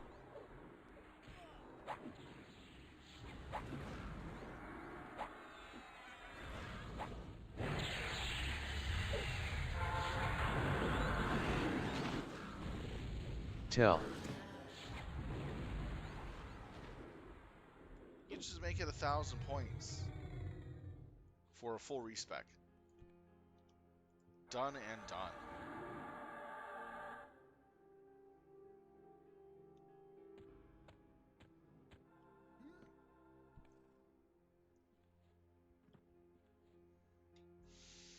Oh, they are making so many mistakes early on with some of these changes. It's like these guys don't even understand.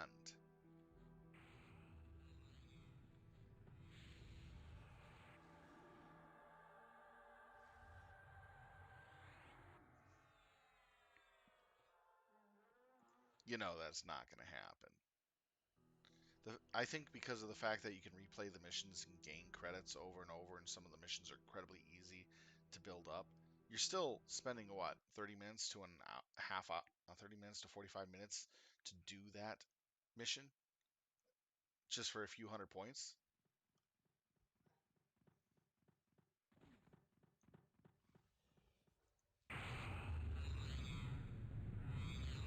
Yeah, you gotta, when you do a respec, it's about respecting the bundle, not single points. What the hell? Single point respecking? What the hell?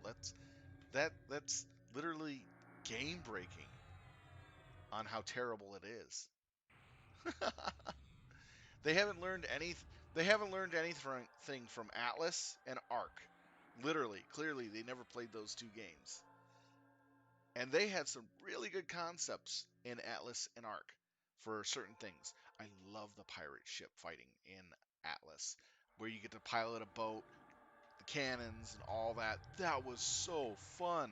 The combat on sea, uh, it was incredibly good. I really love that pirate-esque feel of the game, and it was incredibly fun. And then you have Survival Evolved Arc, which had some really good building mechanics and as well as some gameplay too. They could learn a lot from just playing those two games, and each of them had respect system, which was very inexpensive, but you had to work towards it to get it, and it's not that hard to do it. For instance, Ark Survival Evolved require you to make a recipe. The recipe required you to get three things, certain and out of three different biomes, and then you cook it up and you're done. And it was pretty easy to get. But you had to go take your time spending at least 20 to 30 minutes getting the stuff. In Atlas, you could get a respec. All you had to do was just farm something up, and then in a boat battles against NPCs, and then go turn in the items and buy the item. It wasn't that bad. But to sit there and say, hey, you got to spend days to farm up a shit ton of points to just slowly remove 1 point of your talent tree at a time for 200 points or 600 points, that's stupid ridiculous. You're asking me to waste 3 missions equivalent to an hour and 30 minutes to 2 hours worth of my game time to respec 1 point. No, no, no, no, no, no. They gotta be They gotta be on the crack or the LSD if they think that's gonna fly. I can guarantee you, within the next patch that they do, they would be making big changes with the respec. Probably going full blown, spend 10,000 credits to fully respec your character. That's reasonable. That is completely reasonable. 10,000 at most, but I would recommend 1,000.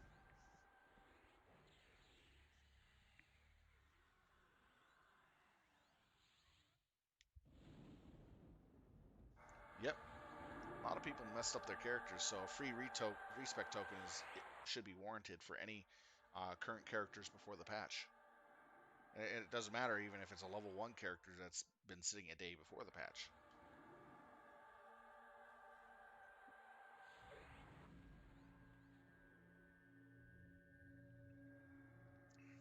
But as is, for what they are planning on doing with the respec, from what you've told me, no, that's an incredibly bad way to take the respec system. You don't pull the, hey, spend points to get one thing in your tree able to be moved around.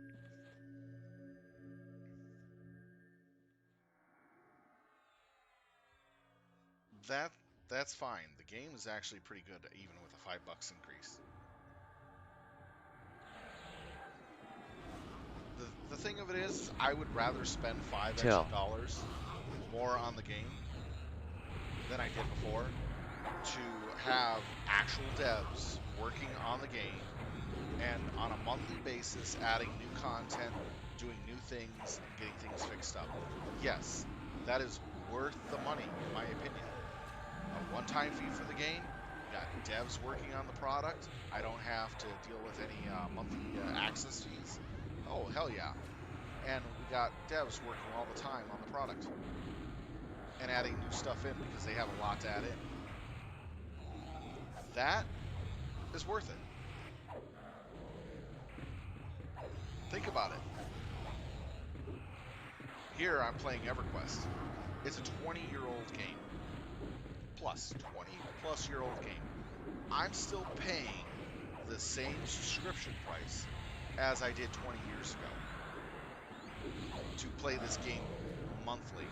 That was $15. And I have two accounts. So I spend $30 a month for two accounts for this game just to play the game on a time progression server to experience everything in a time progression fashion of how the expansions came out. While Icarus is pay for the game, you get everything plus the dev work that they're putting into it and all the other things. And it's a current game. They're adding newer stuff, newer critters, newer missions. I mean, they're going all out. That's a hell of a bonus there in itself. So who cares about $5? It's still a steal compared to having to deal with subscription based.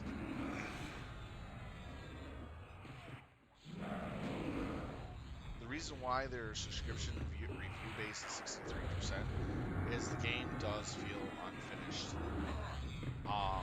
It feels like we're in the beta of the game because we're missing a lot of the higher tier stuff that's supposed to be in the game. We're missing a lot of the alien critters that are supposed to be in the game. We're missing um, a lot more missions. I can tell you that flat out. Based on what they have currently, they can like double the number of missions, and also the difficulty setting, and as well as the requirements for making and creating things are not balanced correctly yet. So there's a lot of things there. Why raise the cost of the game? To get more programmers, more money for the project. The more money they get for the project, the more that they can hire to work on more things. Let's put it this way. How long, let's say we got an animator, okay? We're going to use animators as example. Let's say you got a solo animator, solo animating an entire uh, 3 minute um, kind of song, okay? How long does it usually take a single animator to animate the scenes, color the scenes, add the sound, make sure everything's synced up to what you're hearing, and get the finished product done? It would take an average, depending on how complicated it is, anywhere from a year easily to as much as 4 or 5 years. Now, let's say if you were to hire four animators, increasing the time, you're decreasing the time that it takes to do all that by quite substantially. So you could have something done within 8 months to 2 years, maybe three at most. Now, let's say if you have 12 animators doing all that work, you can get something out for a 3 minute thing within 4 months to a year at most. So what they're doing is they're trying to get more people to work on the project, so that way that they can get more done. Even though there will be some bugs here and there, of course, but you'll have more stuff out that they can actually work on and fix as they add more stuff in. Invis dropping on Silv Talon. Seriously? My invis? What the hell?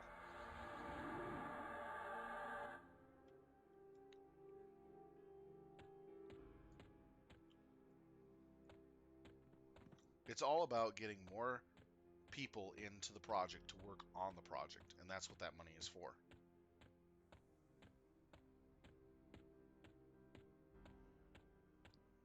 That is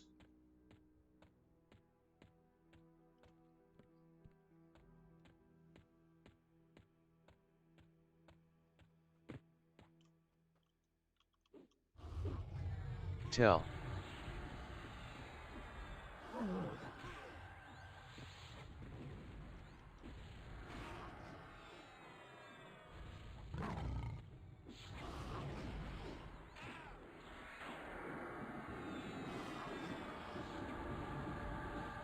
And the thing of it is the game is actually doing pretty well for the type it is.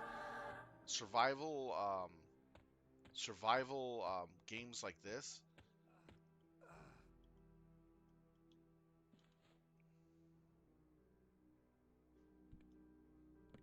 Survival games like this there are a lot of them. So they got a big field of survival games that they have to um, literally compete against. And for them to be doing as well as they are is actually pretty good. Think about it. They're doing pretty decently well. If they up the price of the game and they're bringing out stuff on a near monthly basis and they're talking to the people and getting their uptake and input about their game and regularly making updates, they're doing really good. And they are planning on progressing even further. And they're getting more people to work on the project. So overall, that 63% means not really much, but that means that there's a lot of people playing this game and taking this game seriously. You might not see it. It might not be put onto streams much, or we don't see the background, but there are people playing it. More than enough for them to warrant a raise in cost of the game and to continue adding content and adding new stuff on a monthly basis. I mean, look at how many patches, upgrades, and other stuff they've done in the last, what, 4 months?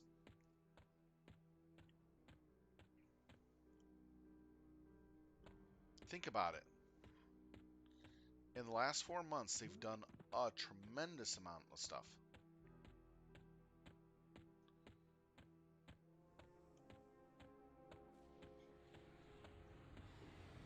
And then that amount will probably change depending on Tell. on the day and time of players. Tell.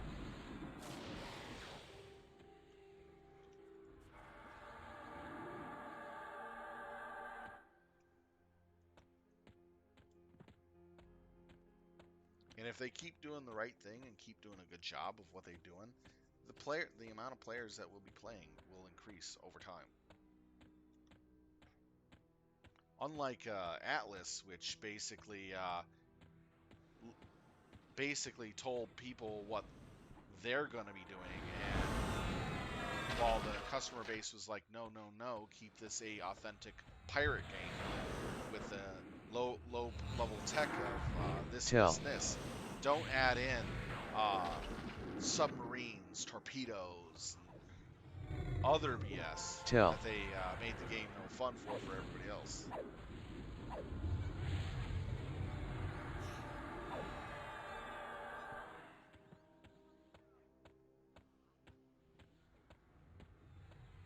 Tell.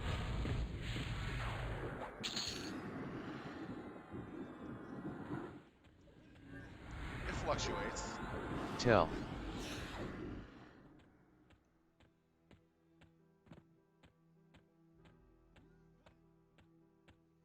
Take a look at MechWarrior 5.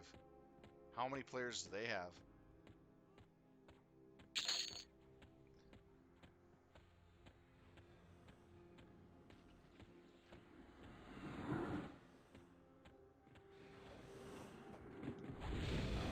Tell. They upset a lot of people because of the changes to food system.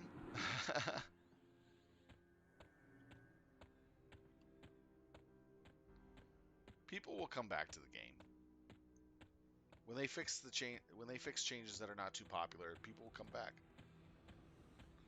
Yeah, they have to address the crashing issue a little more.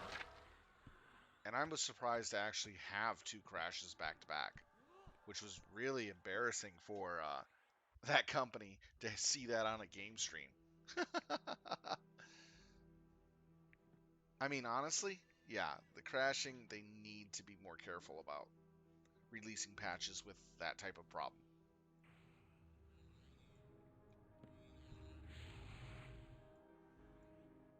Because you got streamers who are actually streaming the game and enjoying it. And then when they log in and the game crashes immediately twice on them, that doesn't give you a pretty good outlook on the product. But we still got into the game and still had some fun. It was unfortunate that something like that happened. but still, it just doesn't look good.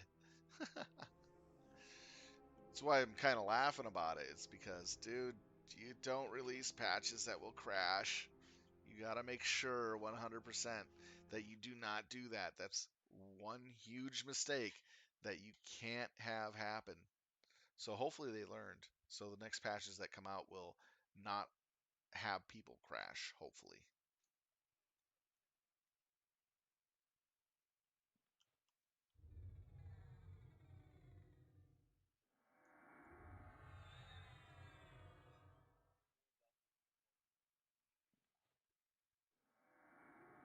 Chuck E. Cheese.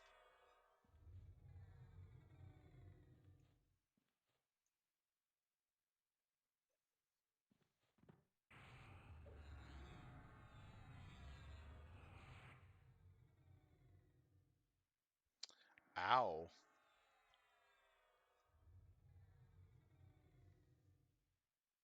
That would suck.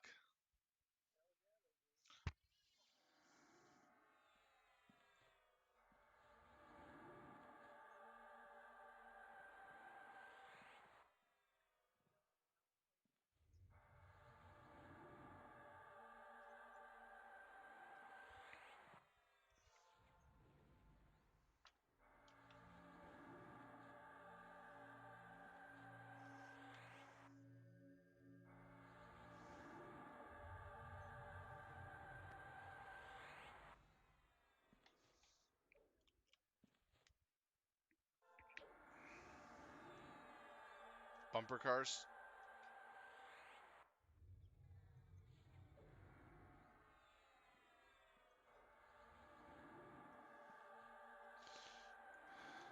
We've had some Damon Busters here out where I'm at, but they pretty much died off quick.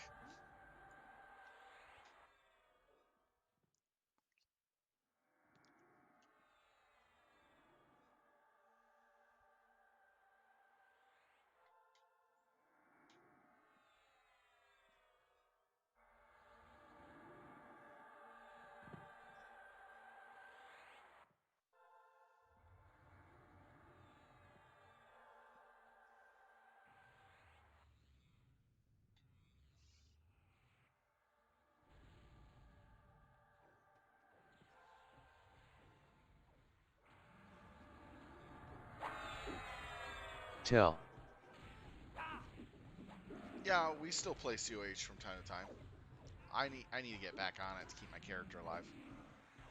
I almost have one character maxed out. I haven't played it in like a couple months, and I want to go back and play it. I play a Mastermind robot Tell. Dark Miasma controller. It's so fun. Tell. I get to mess with your accuracy and damage, Tell. all the while sucking out your life to my robotic minions. That just so nutty. Yeah, but Saturday and Tell. Monday are Icarus time. I mean Sunday and Monday. But this Saturday, I do plan on doing Tell. the optional raid, so that way I can get access to a progression raid for an item that I need Tell. to progress. Yeah, more EQ.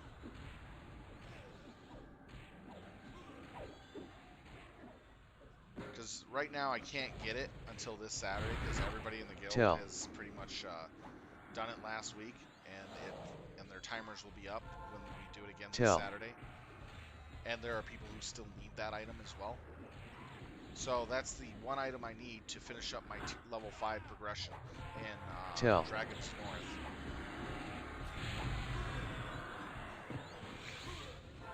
Because I already have the scales off of Ish. And that's the very final thing you need to turn in. Tell. Tell.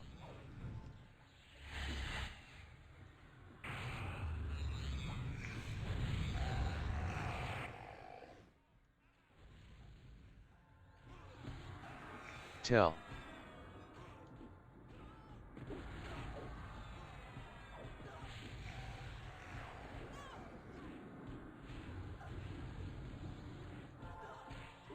Tell.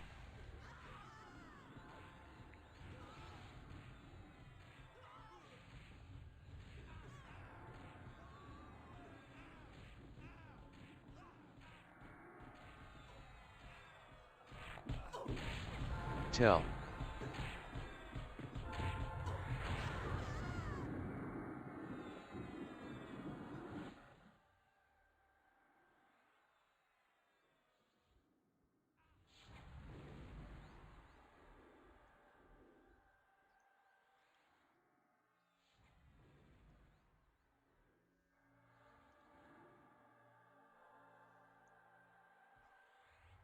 Yep, pretty much some more EQ. Remember, I'm getting towards the end of DoN here, Tell. and I need it prepared for some underfoot or whatever it's called. That's where we get a whole new more AAs available to Tell. us. I want to make sure that I have the 140 banked AAs ready to go.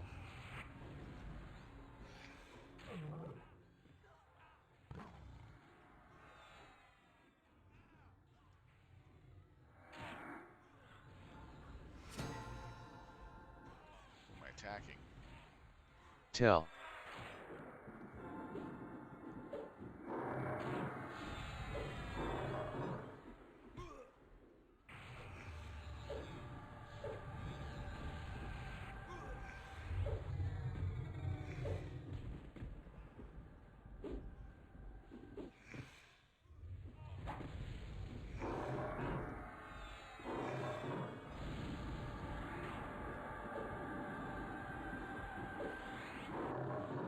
Yes, I do.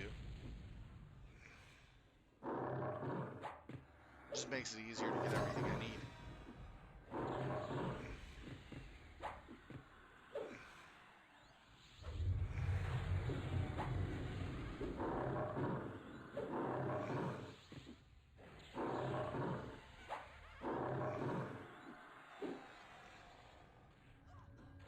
Tell.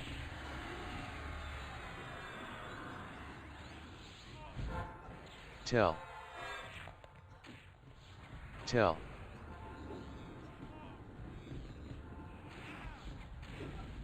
Tell.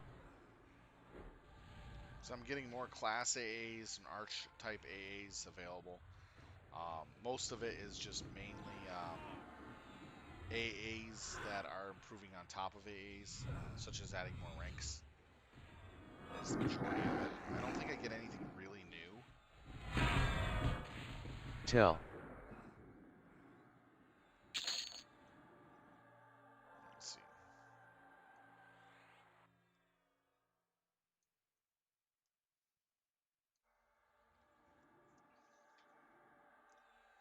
Not half bad.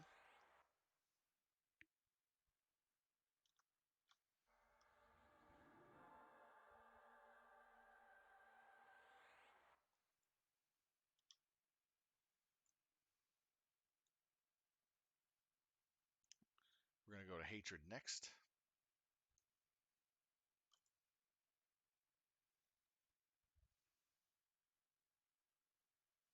Yeah, I know I have over 1,000 AAs, but still, it's something worked on over time. I put a decent amount of time into the game. Not as much as I really want to, but that's because I'm playing other games as well.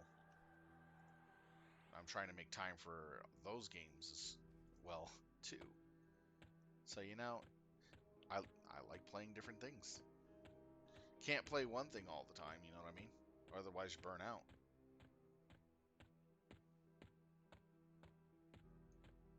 Kind of very... Invis dropping on Sylv Talon. My god, what is up with Invis today? I can't walk 5 feet without, like, 1 minute without it trying to drop on me. Jesus.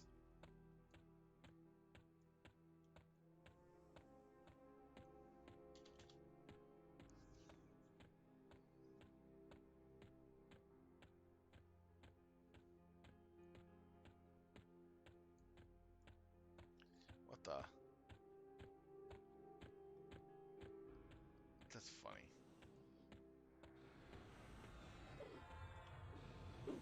Tell.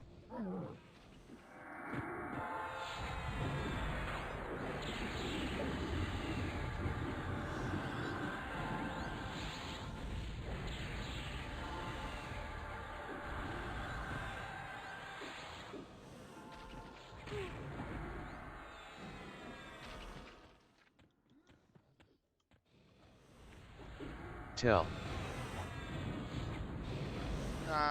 Honestly, with the 2 alts, I'm just casually grinding when I feel like I want to play something different than my Beastlord. And lately, I've been feeling like that, you know? I enjoy the damage of the Berserker. It's just so giddy, so fun. Like, yeah, I'm really doing something.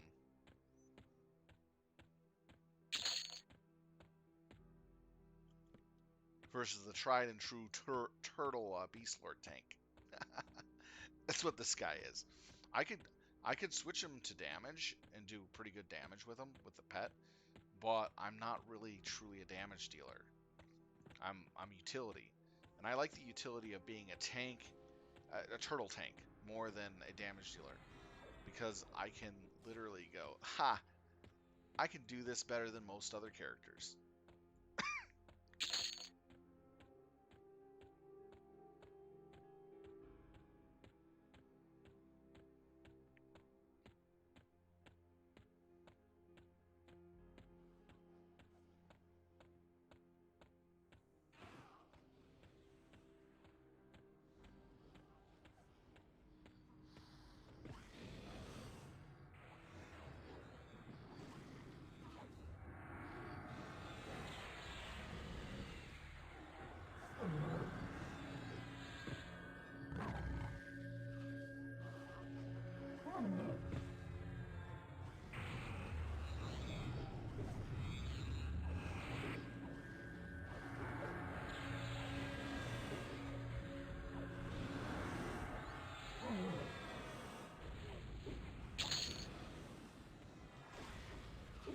Tell.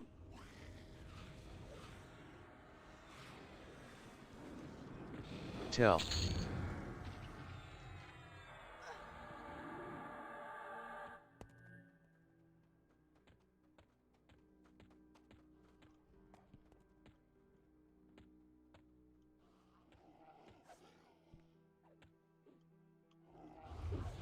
Tell.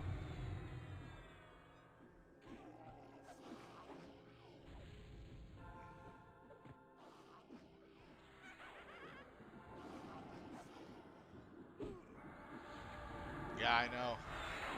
I 100% agree with it. Compared to a lot of the other Beastlords on the server, which went more of damage approach, Tell. I watched them try to solo in other zones, like MPG. I can almost solo RSS. As long as it's one mob at a time, I believe I can do it now. I gotta give that a try sometime. But as long as I get one mob at a time and I can keep my healing going, I can survive RSS at one time at a time, depending on the mob. But in MPG, like here, I can easily solo anything in this zone right now, even the names, and not have trouble with them.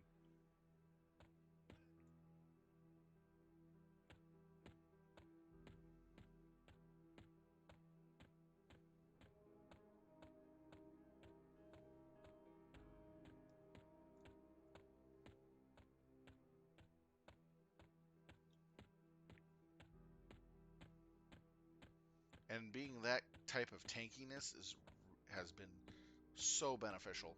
Last night in Paw was a good example of that tankiness. For 4 minutes, I was sitting there healing myself, keeping myself alive, getting some heals from other people. And I had like over 10 NPCs beating on me. But I did die eventually. It took a long time compared to what the other characters were taking. I'll tell you that flat out. Yeah, but unfortunately, all the mobs turned on the pet and started beating the pet Tell. down like crazy. I don't know why it got that much aggro, but it kind of sucked.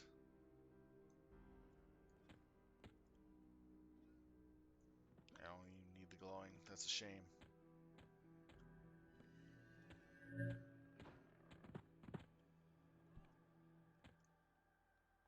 Yeah, but I have the pet to do DPS for me if necessary, which is considered to be a dot in itself.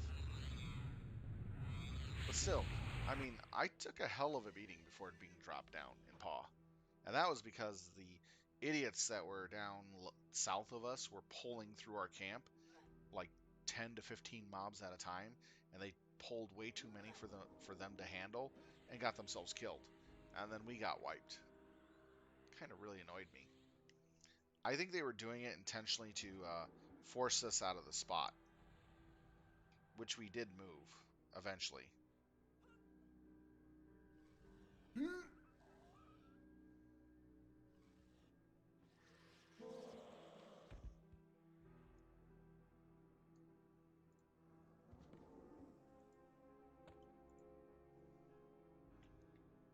I think they were upset that a group of level 70s were power leveling up a bunch of level 50 60s with ease and killing half the stuff they kept pulling in through our camp because it kept aggroing on us for no reason.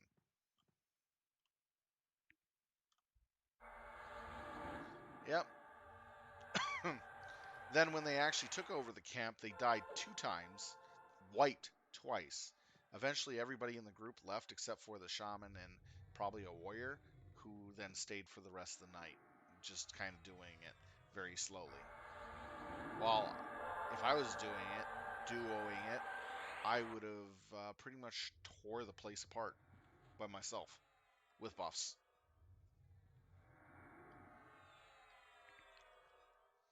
Down at the beach in Paw, I can do the entire room, all the roamers, go down to the south room, clear all the way down to Scorch, everything all the way down to Scorch, including all roamers, and pull from the room behind Scorch, the 2 room hallway and rooms behind Scorch.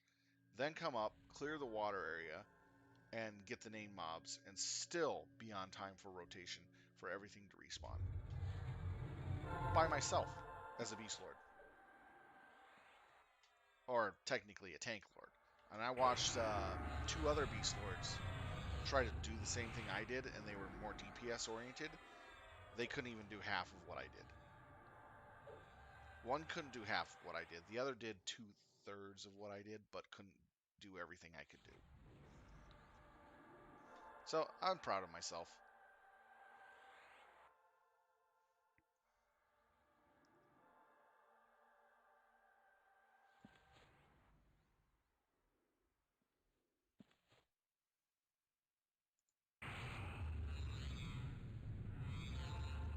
All right, this is the Mother Fern fight. Basically, we kill these brood mothers. They spawn baby pups like they're pooping out of their bodies, and ranged casters have to kill them while we kill melee, and melee kills this. Then we have 6 of them in the room. Spawns of little pups can happen from any of them. Then after we kill all of them done, we got this big guy over here waiting to be murdered, and game over for him.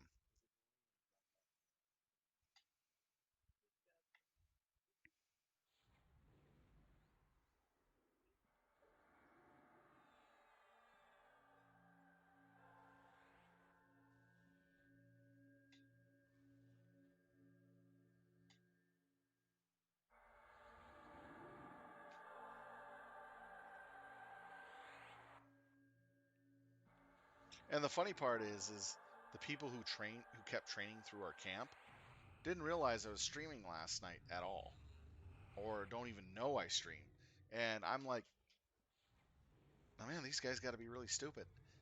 Here's video evidence of you pulling through our camp repeatedly, and I'm warning you not to do that. Oh, it's so hilarious. I didn't report him, but I mean, I could have. The video evidence right there. But you know, I even though he was pulling through the camp, he didn't seem like he was intentionally trying to kill us.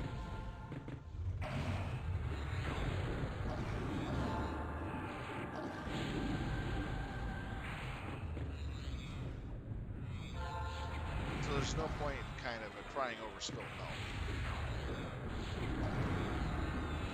We did get a lot of free XP off of their polls, so I can't complain too much about that. So we'll just leave it at that. We gained more XP out of them pulling through our camp than they did, because of the fact half of their pull would gyrate to us for some unknown reason. And a couple times where we got pulls, we didn't even have anything in camp fighting.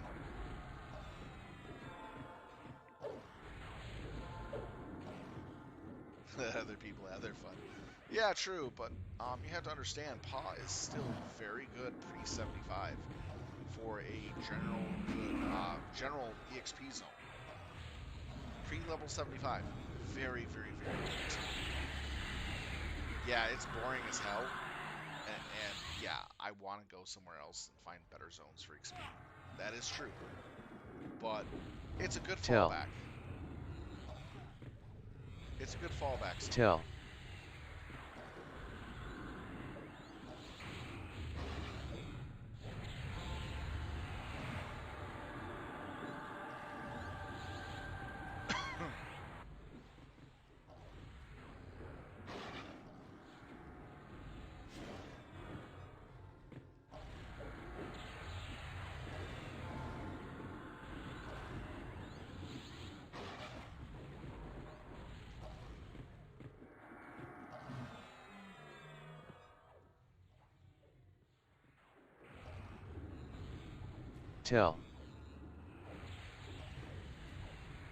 Because in all honesty, PA is much easier to kill the stuff there for what I have at the time than it is for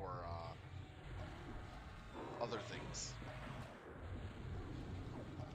Because my Beastlord can handle the newer content. I have slow, I have the gear, and I have the spells.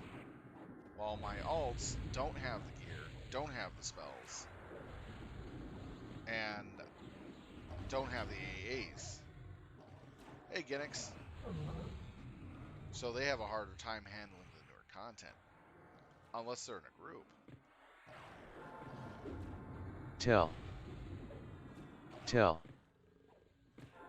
So, using my alts in PA actually gives them a fair advantage.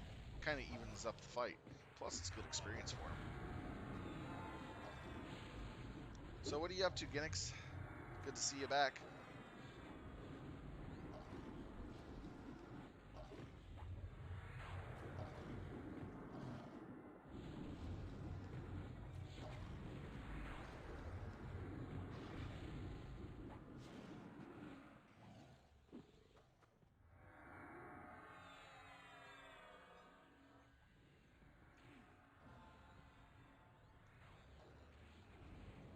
Not much these days, waiting for DODH. What's that? The new expansion?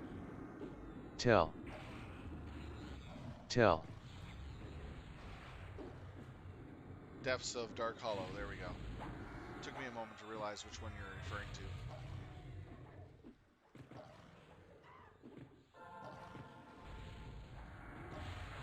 Ah, nice.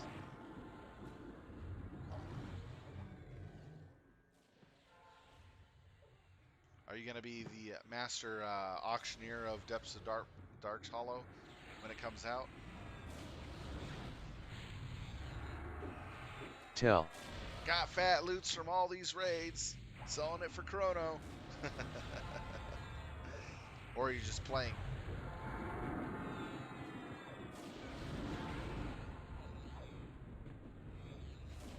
I bet there is. Keep the economy Chrono machine running on Alderaan. You'd be like Kingpin of Alderaan, you know?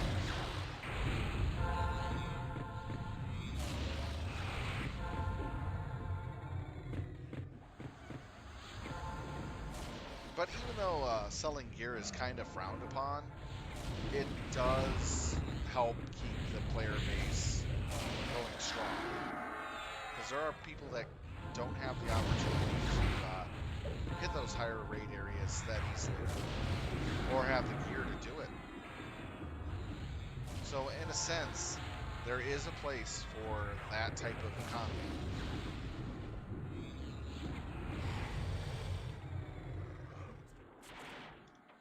So that's why I don't badmouth what you do, because in a sense, it does help out the economy as a whole by getting Gating. people geared up to where they need it to be.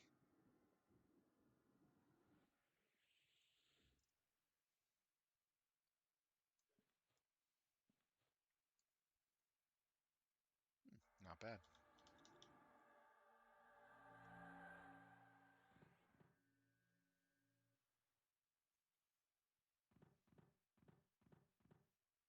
And from what I've seen with what you do, Ginix, you're actually pretty fair about your prices. So I'll give you that.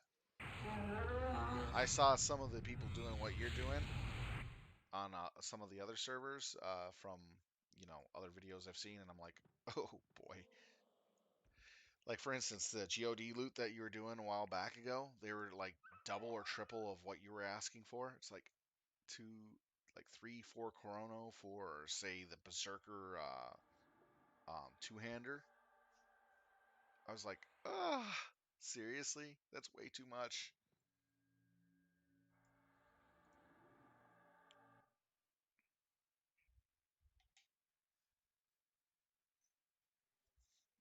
Have you tried Atlas? Even though the game's on a downcline, but Atlas is a fun pirate game. You build your base and build your pirate ships and fight on the high seas and on land. It's kind of fun.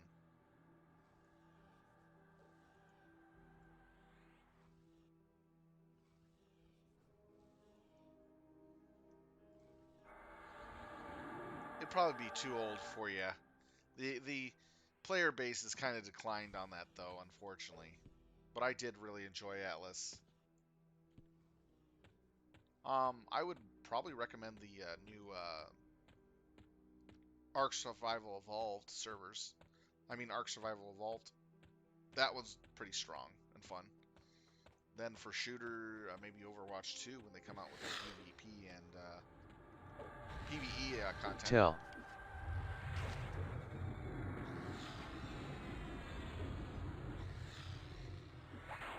But then you do you. Have fun with what you want to do.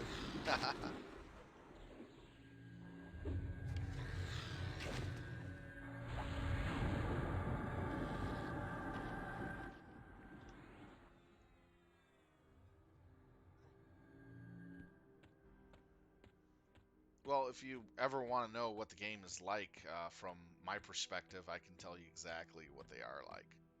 It's not a big deal. I played a lot of different games here and there. It just depends on what you're interested in. Oh, I can't remember the name of it, but the new one that just came out. Yes, highly recommend it. I've been hearing a lot of people talk about it very, very lovingly. Elder Ring. I've been hearing a lot of people talk about it very strongly. And do it Tell. if you want to play it. There are a lot of people that love it.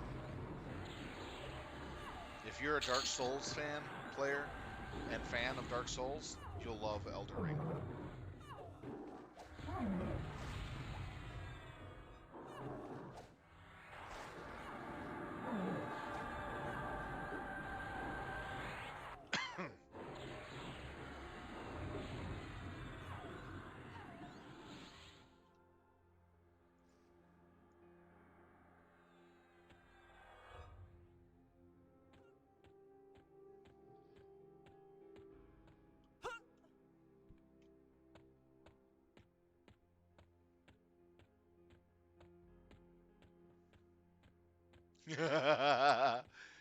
He wasn't double tapping hard enough. Double tap, man. Double tap. Poor streamer. I probably get my butt kicked in that game quite a bit, but I would learn very, very quickly. Black Desert, I like playing as well. The monk class is just so over the top. Oh, the aerial flips, the over-the-top shenanigans you can do as a monk, and all the key combinations you have to do special abilities and skills is just nuts. And the combinations you can do with your skills in Tell. rotation. There is the rotation set of Untouchable. The Path of the Untouchable God, basically. And these are all skill move sets that give you iframes. What iframes are referring to in Black Desert is invulnerable frames. So basically, when you're doing moves and capabilities, you're basically Tell. iframing most of your fight to where you're not taking any damage, but you're doing massive amounts of damage to the enemy, and you're just basically laughing at them. And you could really, really juggle the NPCs like crazy in that game.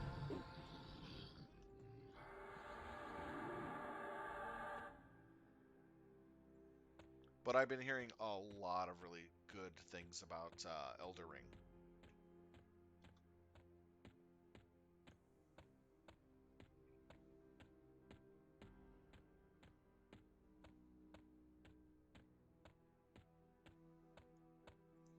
Yeah, they really need to work on the end game content.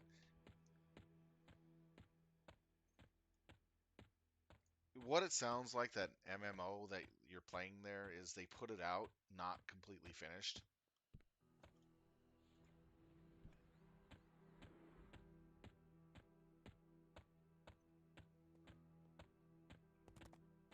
It's an early access, yeah. If you have an MMO game and you early access it, you better damn well have some good end game stuff available for players to keep them busy. But if you forget to do that, you're just going to kill your fan base pretty quick.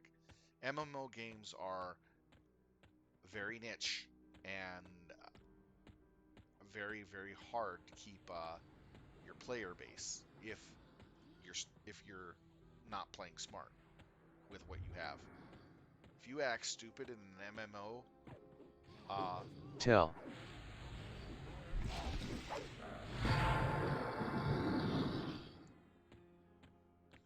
because if you do stupid things with your MMOs, you lose your player base pretty quick. Because there's a high expectation for MMOs in this day and age.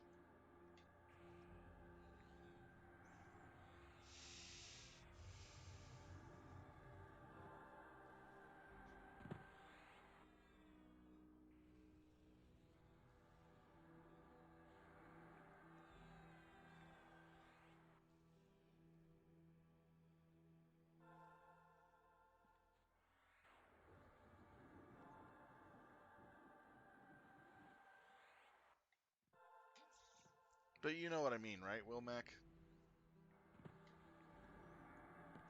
I think they should have had something pretty decent for the end game, where it's repeatable, something that's repeatable but changes every time you do it. So, like the environment, the encounters, generally randomized, and the missions slightly altered from each time. That would help.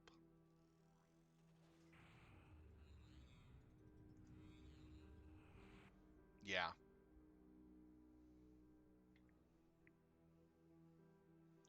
that I can see that would be a big problem there too as well. They wanted to get a unfinished product out the door as quickly as possible without having some actual real meat on the bones. With an MMO, you have to have meat on the bones, and you have to have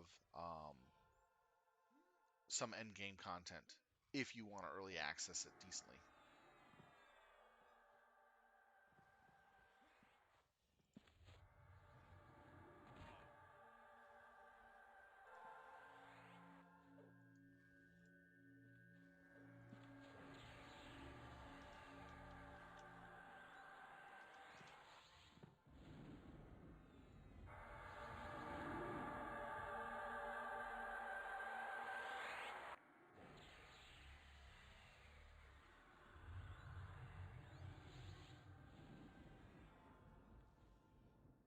Wow. And they didn't warn people that they were taking the recipes out? There must have been something broke with the recipes if they did that, meaning they didn't want people to continue making armor just yet. Probably the recipe that they're doing was too easy to get, or it was an accidental removal, and then they'll put it back in on the next update. Could have been it.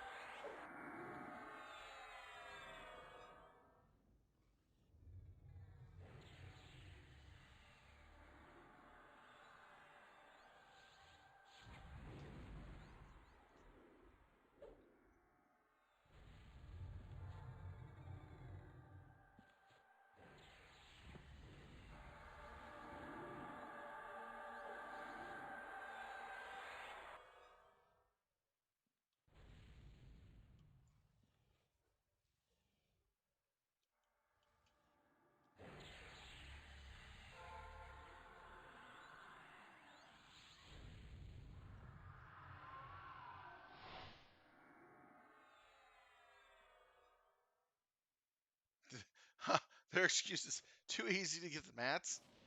That's program. That's the game development design problem. You don't take out your recipes and your other stuff and say you can no longer make anything. You alter where you get the mats or Tell. how difficult it is to get the mats. You don't completely break the system. That's dumb as hell. I would say that is completely dumb as hell.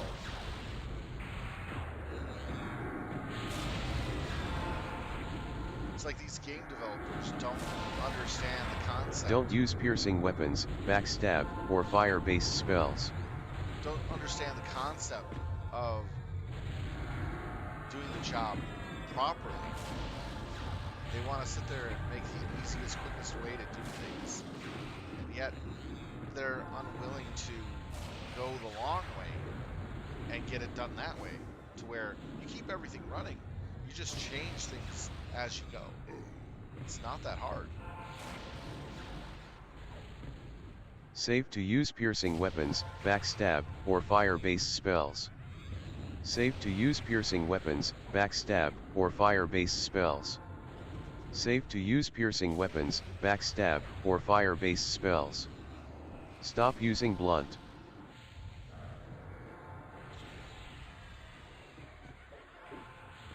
So the real question is did they balance it out for the legendary set a little properly, or was it just overbalanced?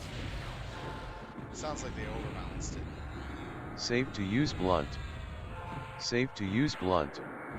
Safe to use blunt. Don't use slashing weapons and or magic-based spell. Oh wow.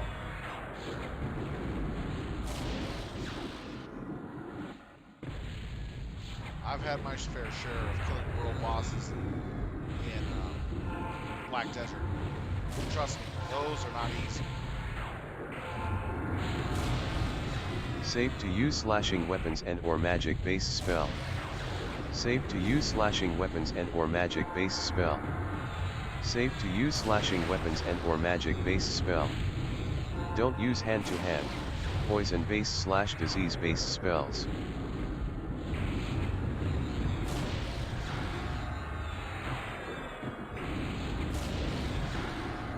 Safe to use hand-to-hand, poison-based / disease-based spells. Safe to use hand-to-hand, poison-based / disease-based spells. Safe to use hand-to-hand, poison-based / disease-based spells. Don't use piercing weapons, backstab, or fire-based spells. God, I hate Gina. You're going away. Bye. Enough of that.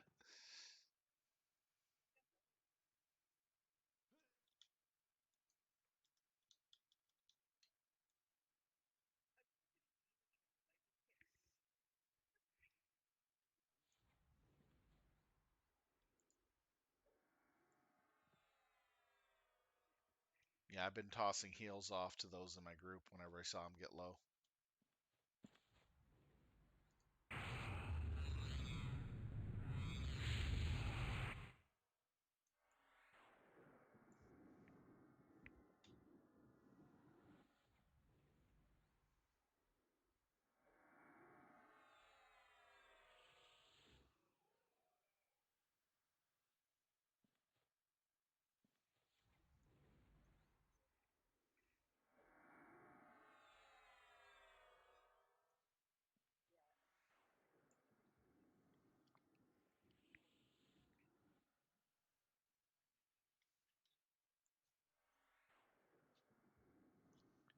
This is Silvertown. Just real quick, tomorrow around 7 o'clock, I'll be in Paw. If you have characters that are level 56 and higher or need AAs and you need some XP, just shoot me up a tell after around 7 Central. I'll be doing that tomorrow.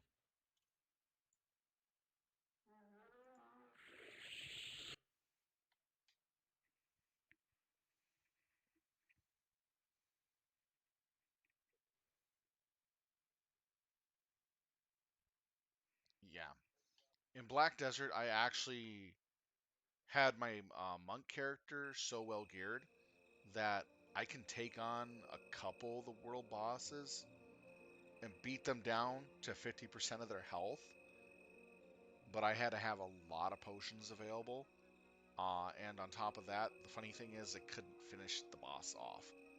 But I spent 2 hours fighting the world boss to get him down to 50%, and I ran out of healing. It's like, oh no. So I was trying to figure out how much healing pots I need to fight the world boss on my monk that I was targeting, the tree world boss. And that it was a bugger to fight. Just to get it halfway dead, I had to go through 200 pots, and that was as much as I could carry because they weigh quite a bit. And it was just a nutty fight. I had people sitting there watching me from a distance take on a world boss and just and see how far I can get it down. One guy told me I made a lot of money off you. Thanks.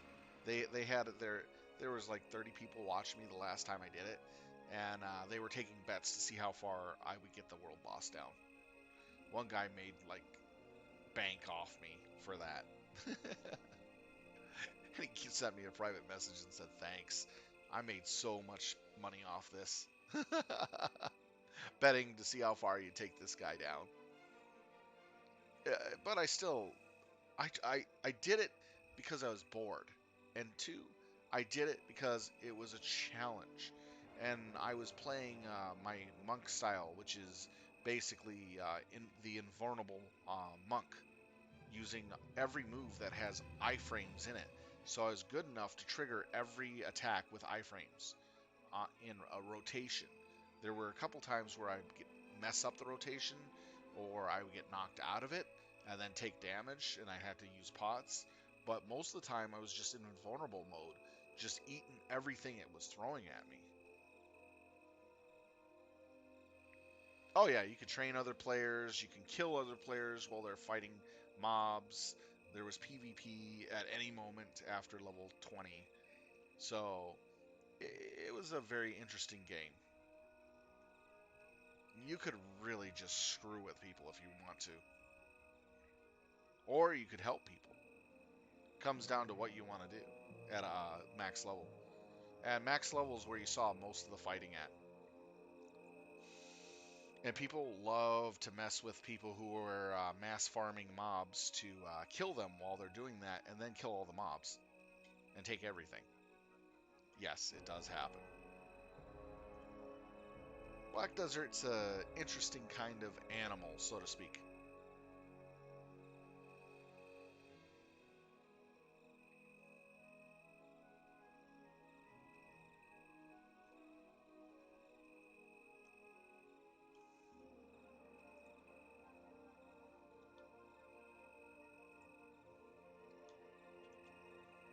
All right, with that being said, everyone, I want to thank everybody for watching us play some EverQuest this evening.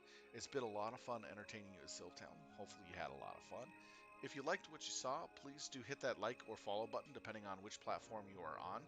And I really appreciate the views and the follows, guys, and the likes. It helps out tremendously. So if you know some people who like older games like this, please mention my name, have them check me out, and I'd be grateful for that. If you feel like you want to donate to the channel, please feel free if you like.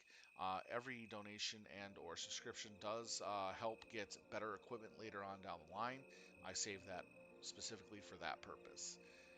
And with that and all, tomorrow evening I plan on doing another stream of EQ.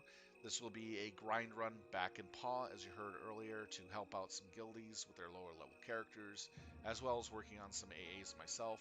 and leveling up a character of my own. So hopefully you'll be there to see that. With that being said, everyone, have a good night. Be safe, be well. Silv Talon out.